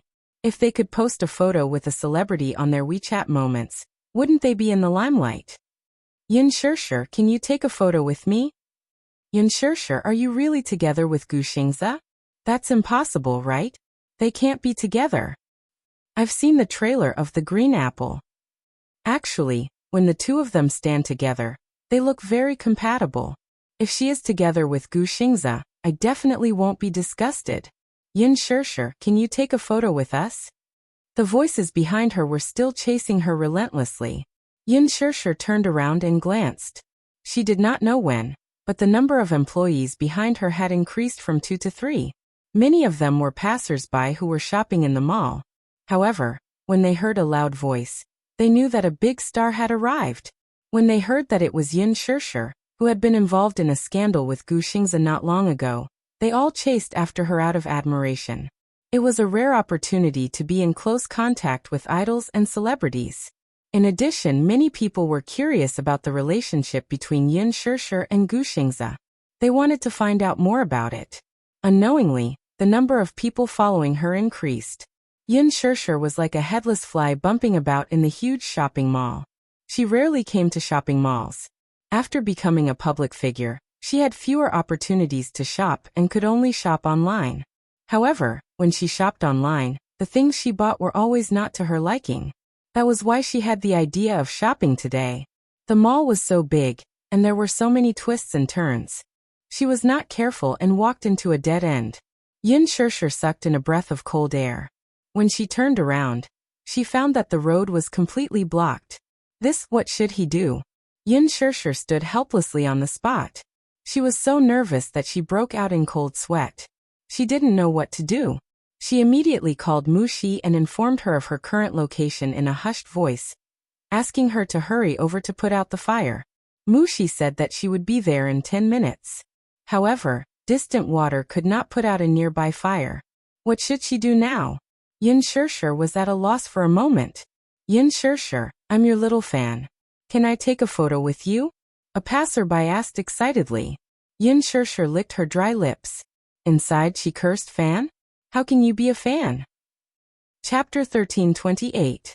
Her movie had yet to be released, her print ads had yet to be released on a large scale, and her music video had yet to be released. At most, it would be hyped up on the internet. Where did her fans come from? At most, they were fans of her looks. However, Yin Shirshir was self-aware. She knew very well that she was not a big shot to the extent that she would have fans no matter where she went on the streets. She could be considered a fan. Usually, when a fan made such a request as a celebrity, she would ignore it. Unless there were complete protection measures and bodyguards at the scene. Only then would she be able to satisfy the fan's request appropriately. Even so, she could not get too close to the fan. This was what Qin had warned her. Because the entire team was planning a publicity stunt for her, they planned to tie her and Gu Xingzi together to increase her popularity. After all, in the entertainment industry, where the new and the old were replaced with each passing day, only the newcomers would be happy, but not the old ones. If there were no topics to talk about, they would be outdated very quickly. Yin Shirshir was currently in a slack period. She was a newcomer who had just debuted and did not have a lot of work yet. Other than some entertainment programs, she had not released any other works yet. Hence, the team hoped that during this period of slack, they could stabilize her popularity. Hence, they tied her and Gu Xingzi together for publicity purposes. With Gu Xingzi's high popularity and Yin Shirshir's natural ability to be on the hot search list, there was naturally no need to worry about the topic when the two of them were tied together. As far as management companies were concerned, artists were more like commodities to them. If they wanted this product to gain more market share, they would rack their brains to plan, package, and promote the product. Now that Huan Yu was promoting Yin Shirshir, it was more the intention of the entertainment director, Ji Lin. Ji Lin was very optimistic about Yin Shirshir's future, so he did not hesitate to spend a lot of money to package her. However, what was disadvantageous for her was that tying her to Gu Xingzi for publicity purposes would definitely attract extreme protests and dissatisfaction from some of Gu Xingzi's fans. Long before this, Yin Shirshir had already received razor blades sent to the company by Gu Xingzi's die-hard fans. It wasn't just once. It was a very frequent occurrence. When Mu Shi opened the letters sent by fans, 80% of them were clamoring for Yin Shirshir to get out of showbiz. However, the unfavorable situation for her was far more than that. Some fans even sent private messages to insult Yin Shirshir, saying that she was a scheming B*TCH and a white lotus who would resort to any means to create hype in order to climb up the social ladder. She was so shameless that she even used Gu Xingzi to create hype. This was something that Gu Xingzi's fans could not tolerate. There were even netizens slandering her, saying that Yin Shirshir must have a very scary background. She must have a sugar daddy behind her, and perhaps even more than one. The financier behind her must be very powerful, so much so that the high-quality idol, who had always been untainted and insulated from scandals, was actually willingly tied up with her for hype. In the eyes of these fans, there was no way that Gu Xingzi was willing. He was so arrogant and aloof, so how could he lower himself and cooperate with a newcomer to create hype? It must be that Yin Shirshir's backer was too powerful, so she maliciously oppressed, exploited, and made use of him. These voices with ulterior motives spread like wildfire online. Hence, Qin repeatedly warned Yin Shirshir not to go out alone. If she met Gu Xingzi's extreme fans, he was afraid that she would be hurt. Chapter 1329. In the past, there was also a new starlet who had just debuted. She was pretty and had collaborated with Gu Xingzi in an idol drama. She acted as a scheming second female lead. Just like Yin Shirshir's team, this starlet's team wanted to use Gu Xingzi's popularity to create hype. Gu Xingzi's team naturally wouldn't allow Gu Xingzi's popularity to be used by them. Hence, they bought their own marketing accounts and started to create hype with some verified accounts on Weibo. They spread some groundless gossip on the set on the internet to create an ambiguous feeling between the two of them. The starlet would also post some ambiguous content on Weibo from time to time to make people's imaginations run wild. However, her team took a wrong step. The idol drama that Xiaohua acted in did not have a good character setting. Not only was she the second female lead, but in the drama, this character was sinister and vicious. She was very shrewd and always made things difficult for the male lead and female lead. It was very unflattering. Moreover, the audience liked the couple very much. Hence, the impression of the characters in the drama was brought to reality. They were especially disgusted and resistant to the starlet. In addition, she used Gu Xing's popularity to create hype. This caused Gu Xing's team to be unhappy. Gu Xing's studio quickly released an announcement to clarify the scandal. They also accused the starlet of not having professional ethics and creating hype for herself. This caused a huge impact on Gu Xing's acting career. As a result, the public was even more disgusted with the starlet. At a press conference, an extreme fan entered the venue and shook hands with a celebrity at close range. The fan took out a bottle of sulfuric acid and splashed it directly on her face. She cursed angrily, "Shameless B***, go to hell." Then, she took out a small knife and stabbed her ruthlessly. She stabbed her a total of 15 times and her body was covered in blood. She was rushed to the hospital for emergency treatment. Fortunately, the stab didn't hit any vital parts. However, the fatal part was the sulfuric acid that was splashed on her face. The starlet opened her mouth and screamed in fear. The sulfuric acid entered her mouth and burned her throat. Her face was disfigured. It was a horrible sight. After that, she left the entertainment industry and disappeared without a trace.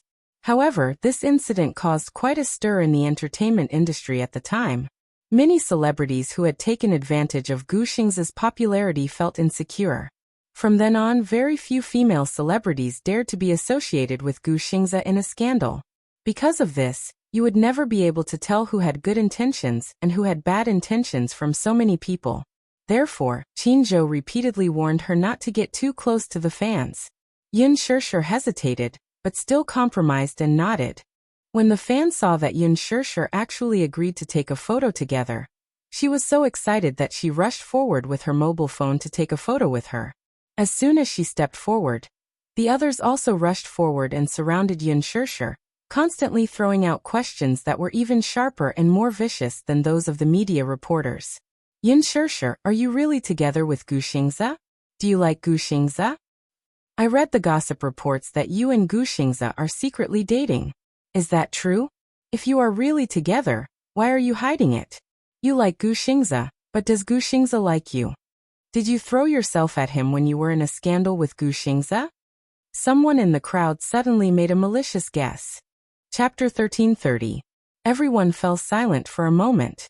Those sinister, suspicious, and curious gazes fell on her one after another, all of them carrying deep meanings. That person persisted and asked, "If you really like Xingze, then so be it. But I think you obviously see that he is very popular and is a king. You just debuted and don't have any popularity, so you want to use Gu Xingze to create hype and bask in his light and popularity, right?" Yin Shishir was stunned and at a loss for words.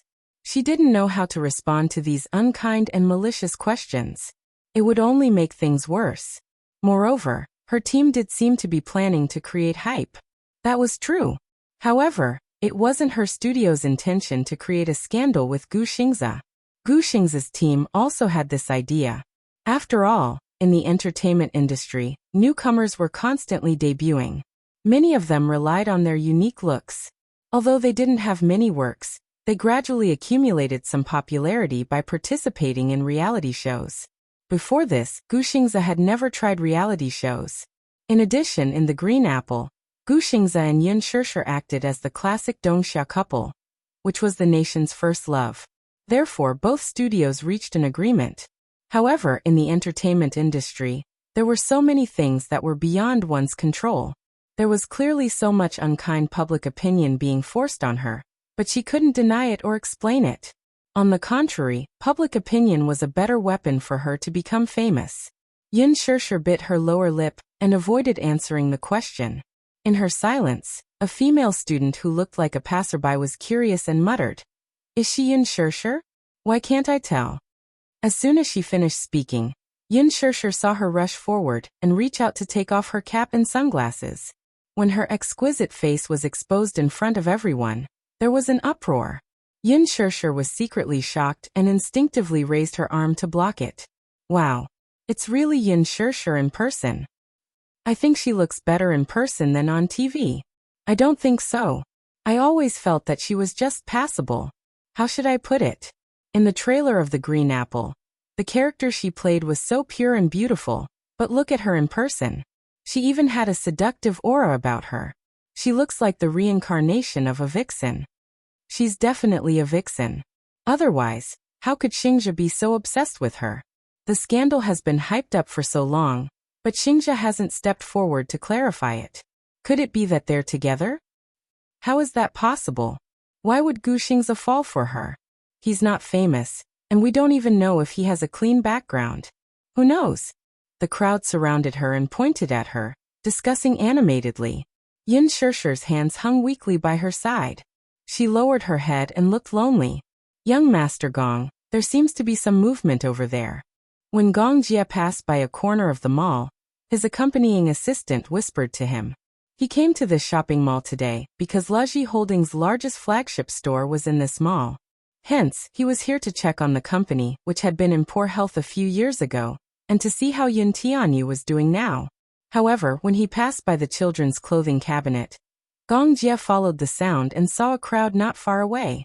Usually at this time, he would not pay attention to such a disturbing scene. Chapter 1331. When his gaze finally landed on Yin Shirshir's fair and delicate face, his originally cold gaze instantly turned fiery hot. It's her. The woman he saw in the poster in Yin Tianyu's office that day. How could it be her? Gong Jie could not help but walk closer to her. Compared to her image in the poster, she was thinner and taller. Her legs, in particular, were slender and shapely. Her eyes were enchanting and beautiful but, at the same time, contained a pure charm. Her brows were gentle and sweet. That face slowly overlapped with the bright and gentle smile in his memory. At that moment, Gong Jie could not help but hold his breath. Similar. Too similar. Shirshir. Gong Jie's eyes widened abruptly as he stared fixedly at her face. After repeatedly comparing her to the girl's voice and appearance in his memory, his eyes seemed to have confirmed his suspicions. Ecstasy surged in his eyes as he dashed toward her. On the other side, Yin Shirshir was still surrounded by the crowd with no way out. She looked left and right and surveyed the crowd. However, wherever she looked, there were unfriendly, suspicious, and contemptuous looks. Perhaps, some of them had good intentions. However, some of them had undisguised malice on their faces. There were even some who were recording with their phones. God knew what she would say if it was maliciously intercepted and rearranged. She did not know how it would be distorted. Yin Shirshir, say something. Answer us. Are you trying to ride on Gu Xingzhe's popularity to get ahead? Are you using him to create a scandal? Are you trying to use the superstar scandal to get ahead? Yin Shirshir, you are very good-looking and beautiful. You have good acting skills too. Why must you use such means to become famous? That's right. Is there no cleaner idol in the entertainment industry? Can't you compete fairly with your capabilities? Why must you use such despicable means to climb up the ranks? Don't trample on Gu Xingzhe's reputation, okay? Gu Xingzhe was able to get to where he was today and secure his position for so many years because of his own capabilities. His fame is earned through his own efforts. In my heart, he is a high-quality idol, so can you please leave him? Don't tarnish him. As soon as this person finished speaking, someone immediately chimed in. That's right, that's right. Leave Xingzhe. Please leave Xingzhe.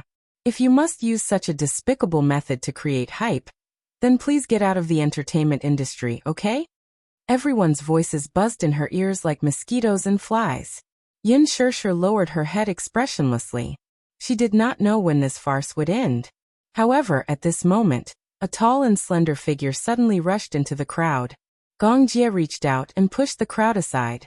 His actions were so urgent and domineering until he stood in front of Yin Shirshir. Gong Jie's fingers trembled as he held her face. His nervous gaze fell on her face as he carefully sized her up. Then he suddenly hugged her tightly in his arms.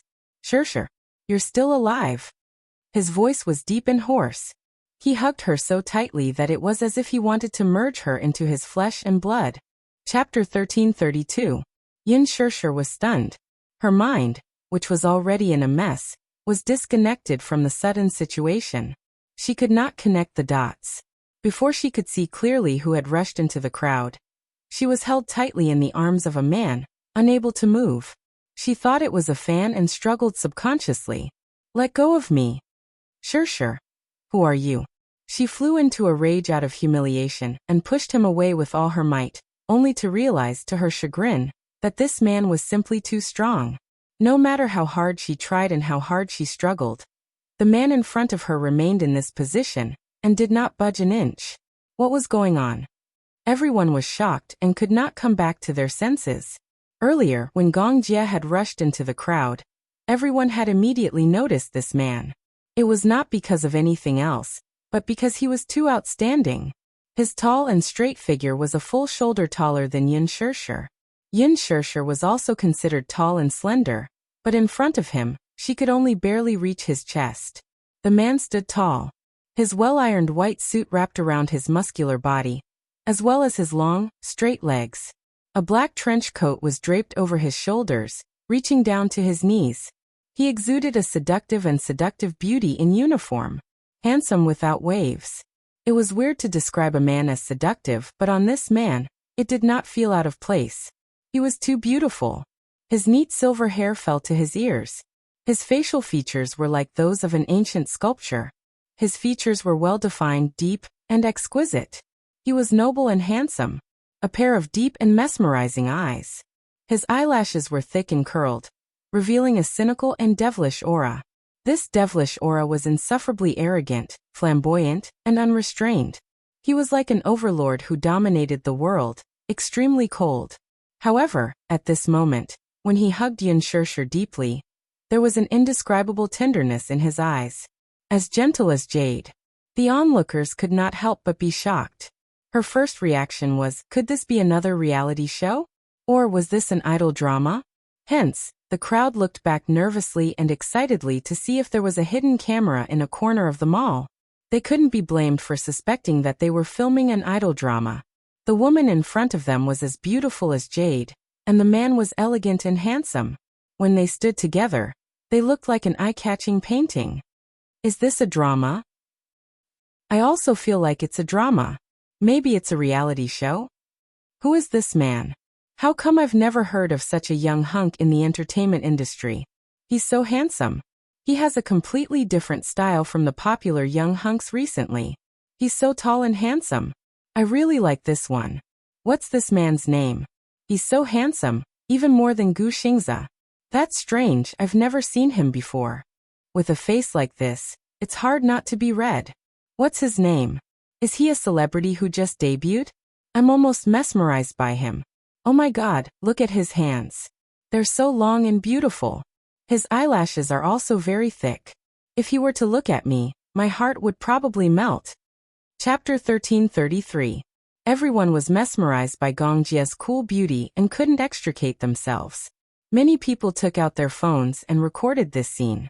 They uploaded it to Weibo and curiously asked the netizens about this man's name. However, at this moment, in Gong Jie's eyes, the vast world had lost its color. In his eyes, he could only see Yin Shirshir. Everyone else was like air. They didn't exist. Shirshir. Gong Jie gently whispered her name. He hugged her even tighter and refused to let go. He was afraid. He was afraid that if he accidentally let go, she would struggle out of his arms. All of this would be like those recurring nightmares that would shatter. He was even more afraid that if he let go again, he wouldn't know how long he would lose her again. He had searched for her for so long. Everyone told him that she was dead and no longer existed in this world.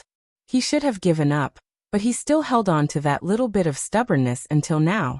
However, fate allowed him to meet her again. He found her, so no matter what, he couldn't let go of her. 15 years ago, he had lost her once and they had been separated for 15 years.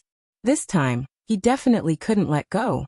If he could, he really wanted to hug her like this. Time would stop at this moment and not move forward. He wanted this hug that he had lost for 15 years to last a little longer, just a little longer. Yin Shirshir's heart skipped a beat when she heard him call her name. In an instant, Her body became as stiff as a rock. She didn't know who the man in front of her was, but she didn't know why. But when he called her nickname, Sure, he muttered. His voice was incomparably hoarse and deep. It was filled with the fragility and sadness of a foam board. At the same time, it was mixed with the joy and emotion of a reunion after a long separation. For a moment, she seemed to be infected by these emotions. She couldn't push him away. Subconsciously, she didn't reject his hug. Sure. In her memory, a boy who looked similar to her always stuck behind her, and was inseparable from her. Sure.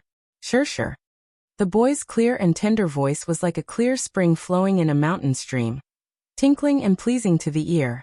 The girl turned around and said seriously, Xiao Jia, call me big sister. Understand? Don't call me that.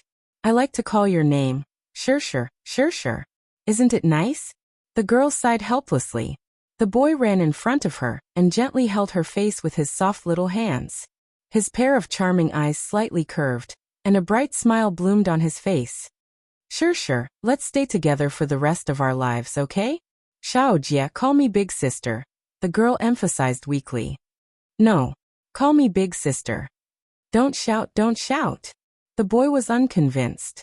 We were born on the same day. You were only born a few hours earlier than me. Why should I call you sister? That's unfair. Even if I was born a second earlier than you, I'm still your sister. But you're so stupid and weak. Why don't you call me big brother? I'll protect you for the rest of my life. Xiao Jia, if you continue to be like this, I'm going to ignore you. The girl was angry and made a move to leave. The boy hurriedly stopped her and held her hand. Don't Sure. Play with me. I'm playing alone. It's so boring. His voice was soft and cute. He held her hand and twisted his body to act coquettishly. Chapter 1334. No matter how awkward the boy was, when he raised his head to look at the girl's face, which was pretending to be angry, he finally gave in. He lowered his eyes and glanced at her from the corner of his eyes. Suddenly he called out bashfully, Sis. His crisp voice was especially pleasant to the ears. So nice. The girl smiled in satisfaction and guided him patiently. Call me that again. The boy turned to look at her. When he saw the satisfied and bright smile on her face, a hint of shyness flashed across his well-defined eyes. He spoke again in a tender voice. Sis, let's play together, okay? Sure, I finally found you. Gong Jia muttered to himself as he hugged her even tighter. It was so tight that she felt like she was about to suffocate.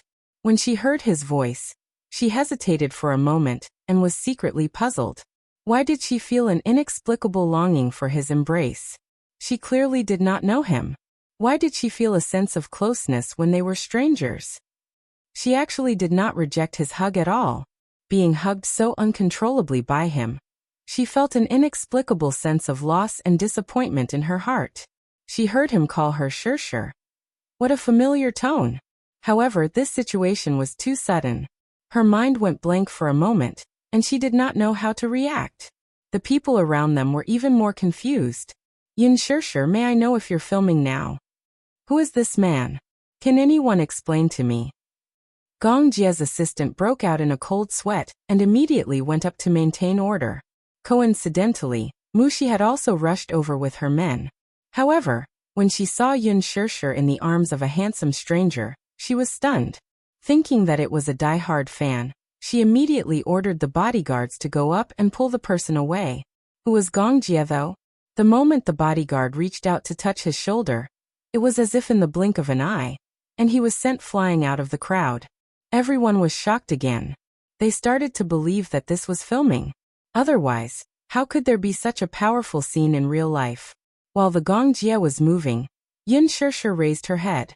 However, when she saw the facial features of the man standing in front of her, she was shocked again.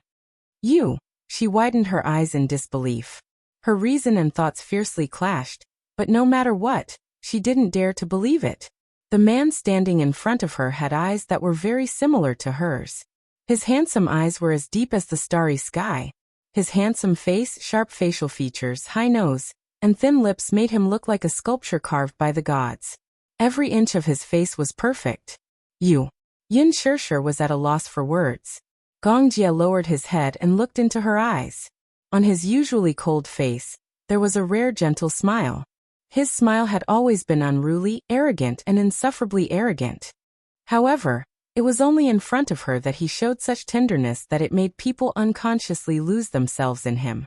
Many people in the crowd instantly turned into fangirls. He's so handsome when he smiles. I wonder what TV series he's in. If it's broadcasted, I'll definitely watch it till the end. Who is this man? What's his name? I've never heard of him.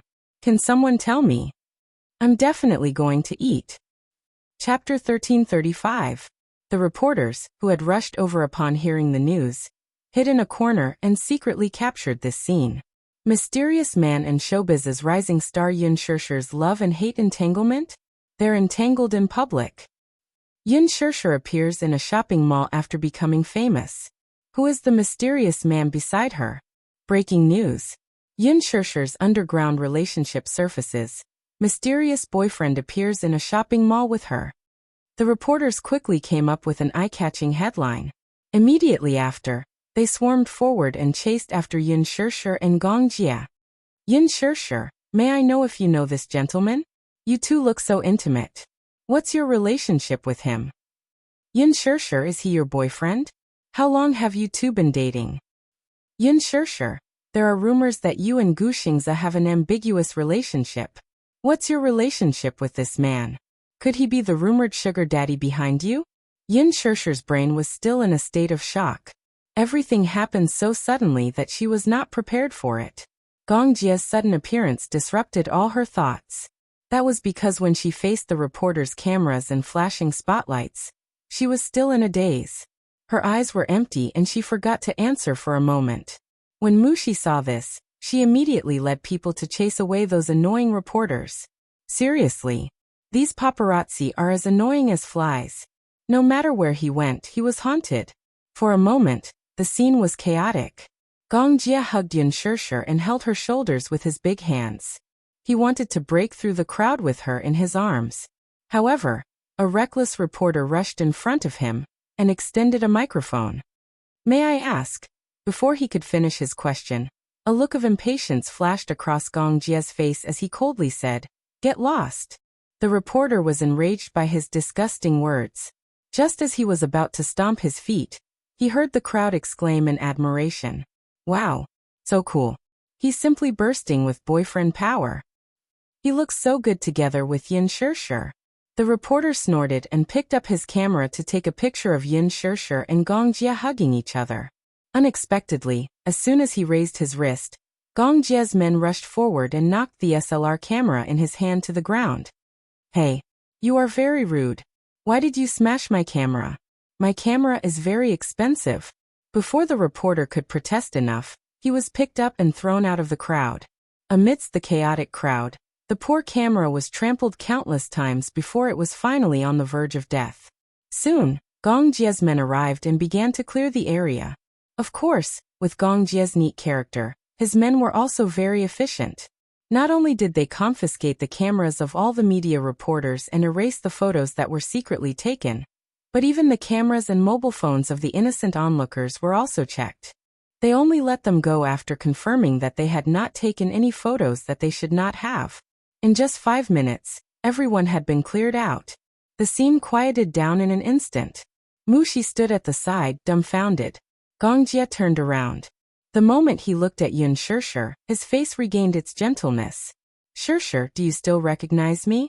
Xiao Jie, the brother that she had been separated from for 15 years. Mujie. Chapter 1336. Yin Shirshir widened her eyes in astonishment. Her mind was in a mess.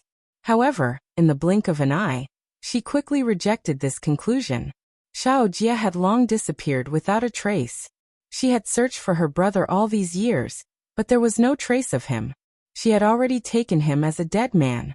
That car accident, her mother's death, and her brother's disappearance were like a nightmare in her heart. When she woke up in the hospital, her world had turned cold all of a sudden. The originally happy family of 3 was shattered overnight, leaving her all alone. She did not know how to believe that her mother and brother would be so heartless as to leave her behind. Cold and sorrowful dreams in the middle of the night were still painful memories that she could not get rid of. However, now a man suddenly appeared in front of her. He looked similar to Mujie and called out to her gently. Yin Shirshir furrowed her brows. Perhaps she was afraid of being disappointed, so she did not dare to have any hope. Yin Shirshir stared at him in a daze. Do you know me? Are you Shirshir? Shirshir Mu. Who are you? Yin Shirshir was so nervous that her heart skipped a beat, and her breathing became erratic. Can't you recognize me?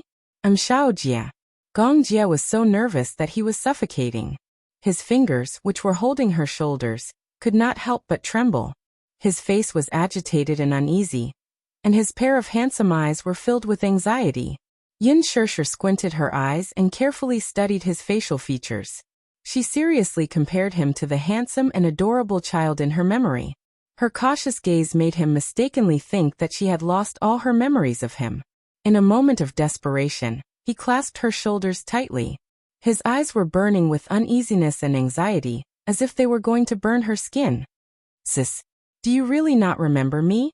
There was a hint of disappointment and urgency in his tone. Gong Jie inched closer to her. His handsome features were reflected in her eyes as he tried to awaken her dormant memories. Sis, they all say that you're dead, but I don't believe it. I've been looking for you for so long. I can't wait to turn the whole world upside down. It wasn't easy to find you. Could it be that you really don't recognize me? I've searched the entire world for you. In order to find her, he had searched the entire world. Yin Shirshir was secretly shocked, her eyes filled with astonishment. The memories that had been sealed in the bottom of her heart finally broke through the cage, and all the memories and images came back. Xiao Jie. It's really you? She asked timidly, obviously unable to believe whether this was a dream or reality. Her eyes widened in disbelief as her chest heaved up and down. Gong Jie's face was filled with joy as he hugged her tightly. His usual arrogance and unruliness faded away. It was as if he had returned to 10 years ago, when he was still sticking to her from behind, obedient and docile. Sister, it's me. Little Jie, I'm little Jie. Sister, I found you. I finally found you. Gong Jie's eyes reddened. He had once given up and thought that he had really lost her. However, now that the person he had been longing for was standing in front of him, it was like a dream. That kind of joy of regaining what he had lost. Forgive his lack of words, but right now, his feelings were indescribable. I miss you so much. I've been thinking about you all the time. Yin Shirshir was in a trance for a long time. She felt as if there was a hole in her heart, and then a sour and warm current flowed into it. Chapter 1337. Where exactly did you go? I thought you were dead. Tears rolled down her cheeks and landed on his shoulders as soon as she finished speaking. Mujie's whereabouts were really unknown in that car accident. She thought that he was no longer alive. Now that he was standing before her, alive and well, she was shocked, overjoyed, surprised, and emotional. Gong Jie's heart ached at the sight of her teardrops. He cupped her face lovingly and gently wiped away the tears from her eyes with his fair, jade-like fingertips. His thin lips trembled slightly as he said, Sis, I'm sorry that I finally found you after searching for so long. I made you wait for me for so long. His tone was tinged with guilt as he hugged her and murmured softly, Sis, I'm sorry. He thought that he had lost her too. That dusty memory was brushed away. After 15 years of separation, the two snuggled up to each other and hugged each other tightly. They were deeply moved by each other's presence. Gong Jie said faintly, I miss you so much. Sis, I miss you. Gong Jie's deep, hoarse voice rang beside her ear. It was as seductive as an orchid. Mushi did not know what had happened. She walked up to Yin Shirshir and sized up the man standing before her warily. She still remembered how this man had gotten rid of a well-trained bodyguard in an instant. It seemed that he was skilled in combat. However, when she saw Gong Jie's handsome face, which was extremely similar to Yin Shirshir's, she was stunned. Shirshir he is, she asked hesitantly and tentatively. Gong Jie looked up and glanced at her coldly. His eyes were apathetic and cold. Who are you? As soon as he spoke, a few guards in black suits immediately surrounded him. Even through the pair of sunglasses, it was difficult to hide their sharp and cold eyes, staring at him like a tiger watching its prey. Mushi's shoulders shrank in fright as she retreated slightly. She was a little intimidated by this terrifying scene. She immediately looked at Yin Shirshir for help. She is my assistant. Her name is Mushi. Yin Shirshir immediately explained. Gong Jie's expression toward Mushi softened a little at her words, but it was still as cold as ice. Please give us some time. I have something to discuss with her. Is it convenient? He asked in a deep voice. Oh, of course, it's convenient. Mushi was at a loss under his cold gaze. She broke out in a cold sweat as she said, Sir, please go ahead. Gong Jie nodded and then turned to look at her. Sis, come with me. He gently held Yin Shirshir's hand and left under the escort of his bodyguards. Mushi stared dumbfoundedly at their departing backs before she came to her senses. Did this man just call Yin Shirshir sister? It was only at this thought that she realized that the two of them really looked alike. Sure. Why hadn't he heard of it before? Now that it had appeared out of nowhere, he was really shocked. Although this man looks cold, he is really handsome. Gong Jie exuded a cold and aloof beauty. Wearing a white suit and a windbreaker, he was handsome and arrogant like a god. Just now, when his cold gaze swept over her, she was so nervous that her heart actually skipped a beat. The siblings' genes were just too perfect. The sister was beautiful, and the brother was as handsome as a cast. She even felt that if this Gong Jie were to enter the entertainment industry, he would definitely set off a storm. Chapter 1338. In the afternoon, the bright sun shone into the house. Yu was woken up by a call from Li Hanlin. He opened his sleepy eyes and picked up the phone. Li Hanlin began to report the company's financial report for the new quarter. Xiao Yichen was still asleep, so Yu got out of bed quietly and walked to the living room. He poured himself a glass of milk and drank it. He looked around and realized that Yin Shirshir was no longer there. He walked to the table and saw the note Yin Shirshir left behind. He glanced at it and realized that she had gone to the shopping mall to buy some things. Yu sat at the table and listened to Li Hanlin's financial report while looking out of the window. However, on Li Hanlin's end, his voice suddenly paused and he said in a deep voice, "Oh right, Director Yin, there's one more thing I need to report to you." His tone was serious and cautious. Yu could not help but become serious when he heard it. "Speak. I've already gotten the results of the report you asked me to verify," Li Hanlin said in a serious tone. "The conclusion is that young Master Gong and your mother are related. This means that he might be your uncle." As soon as he finished speaking, Yu was obviously shocked. He spat out a mouthful of milk on the table. "What did you say?" Yu was shocked and doubtful. "Agent Li, are you sure there's no mistake in your report?" "I'm sure there's no mistake. I've checked it repeatedly and this is the result." Li Hanlin's tone was solemn and cautious. Obviously, he had come to this conclusion after repeated comparisons. Yu's face darkened. Based on their relationship, could it be that his mother was Gong Jie's sister who had been separated from him for 15 years? Based on their seniority, Gong Jie was his uncle?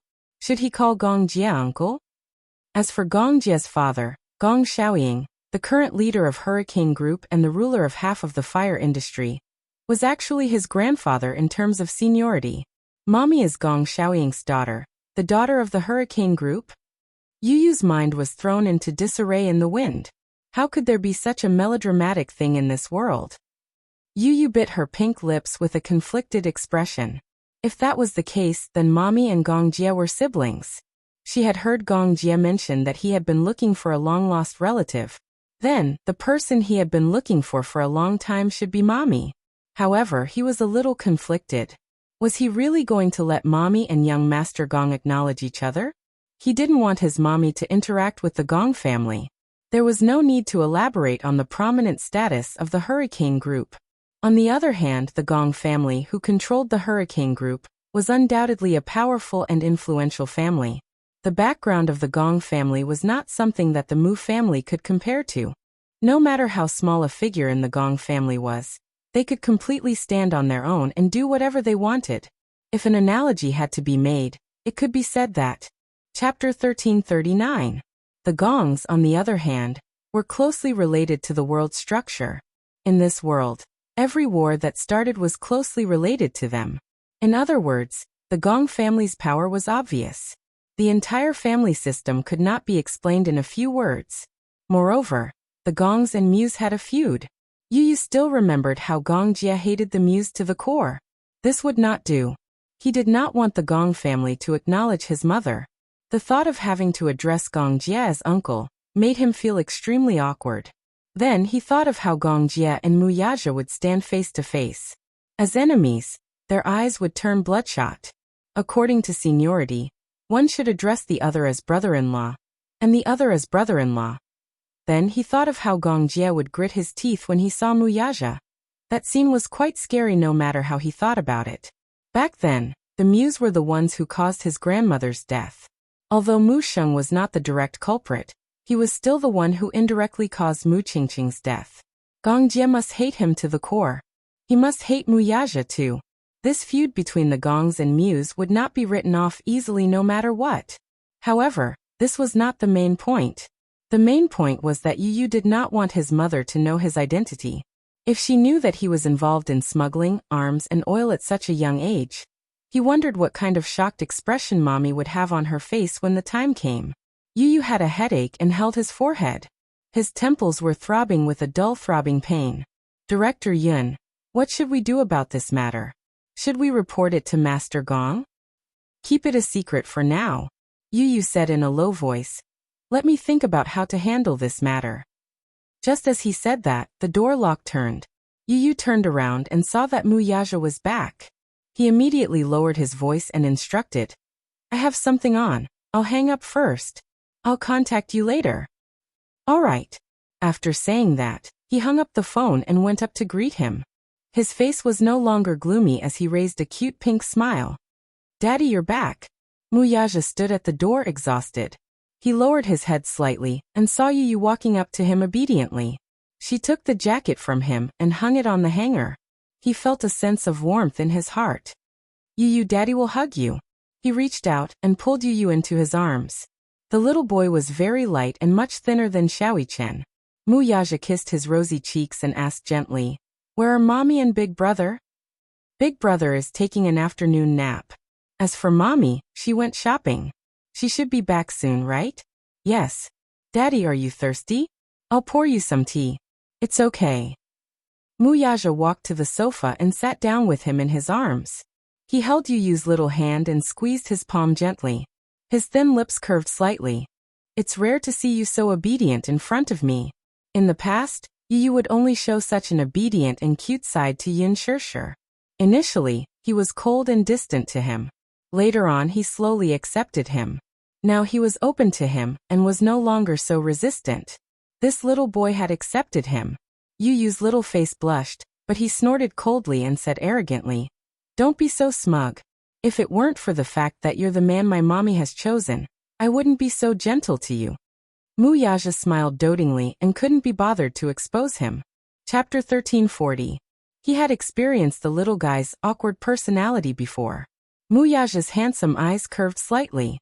He gazed at the little guy's delicate face and kissed him. Whatever you say. Xiao Yichen woke up and got out of bed. He rubbed his sleepy eyes and walked to the door. When he saw that Mu Yaja had returned, he immediately went forward and threw himself into his arms. Daddy, you're back. 2 pink glutinous rice balls, one on the left and one on the right, occupied his arms, like 2 lazy kittens, lying in his arms, incomparably intimate. With the 2 little guys in his arms, Mu Yaja's gloominess was instantly swept away. Yu Yu's phone suddenly rang. He glanced at it and saw that it was an international number. It was Hurricane Group's internal number. He recognized the code at a glance. It was Gong Jie's number. He immediately took the phone and walked to the side to answer the call. Young Master Gong? What's the matter? Yu Yu, I have good news to announce. On the other end of the line, Gong Jie's usually cold and aloof voice was now tinged with joy and cheerfulness. Yu Yu's heart skipped a beat. He instinctively sensed that something was wrong. However, he still suppressed it and carefully probed. What's the good news? Tell me. I've found her. Gong Jie announced excitedly. He paused and added, I found the person I've been looking for. Yu Yu's heart skipped a beat. He was nervous and his tone became sharp. Ooh, my sister, my biological sister. At the mention of Yin Shirshir, Gong Jie's tone suddenly became warm and gentle. He was even extremely affectionate. Her name is Yin Shirshir. Hua. Yu Yu's mind went blank. He felt a sharp pain in his heart and muttered, Yin Shirshir? You found her? Yes. Gong Jie briefly explained to him how he met Yin Shirshir in the mall. The more Yu Yu listened, the more frightened he became. When he found out that Gong Jie and Yin Shirshir were together, his heart skipped a beat. He was afraid that Gong Jie would accidentally reveal his identity to Yin Shirshir. Young Master Gong, where are you? I'll go find you. I'm not free right now. Gong Jie continued. Yu Yu, I'm with her now. I plan to bring her back to the Gong family. Yu Yu was stunned again. Oh my god. This was too crazy. He hung up the phone abruptly and stood by the flower bed. After thinking about it, he felt more and more uneasy. Gong Jie said that he wanted to bring mommy back to the Gong family? No, he had to stop this as much as possible. He couldn't let mommy return to the Gong family. Suddenly, he dialed Li Hanlin's number. Agent Li, I have something urgent to attend to. Come and pick me up. Li Hanlin sensed his anxious tone and didn't say much. He immediately said that he would arrive in 10 minutes and hung up the phone. Yu Yu returned to his room and changed his clothes. He walked to the living room and told Muyaja that he had something to attend to. Muyaja saw that he was in a hurry and frowned. Where are you going? Yu Yu pondered for a moment and explained. Daddy, I have something very important to attend to. With that, Yu Yu didn't have time to care about Muyaja and left without looking back.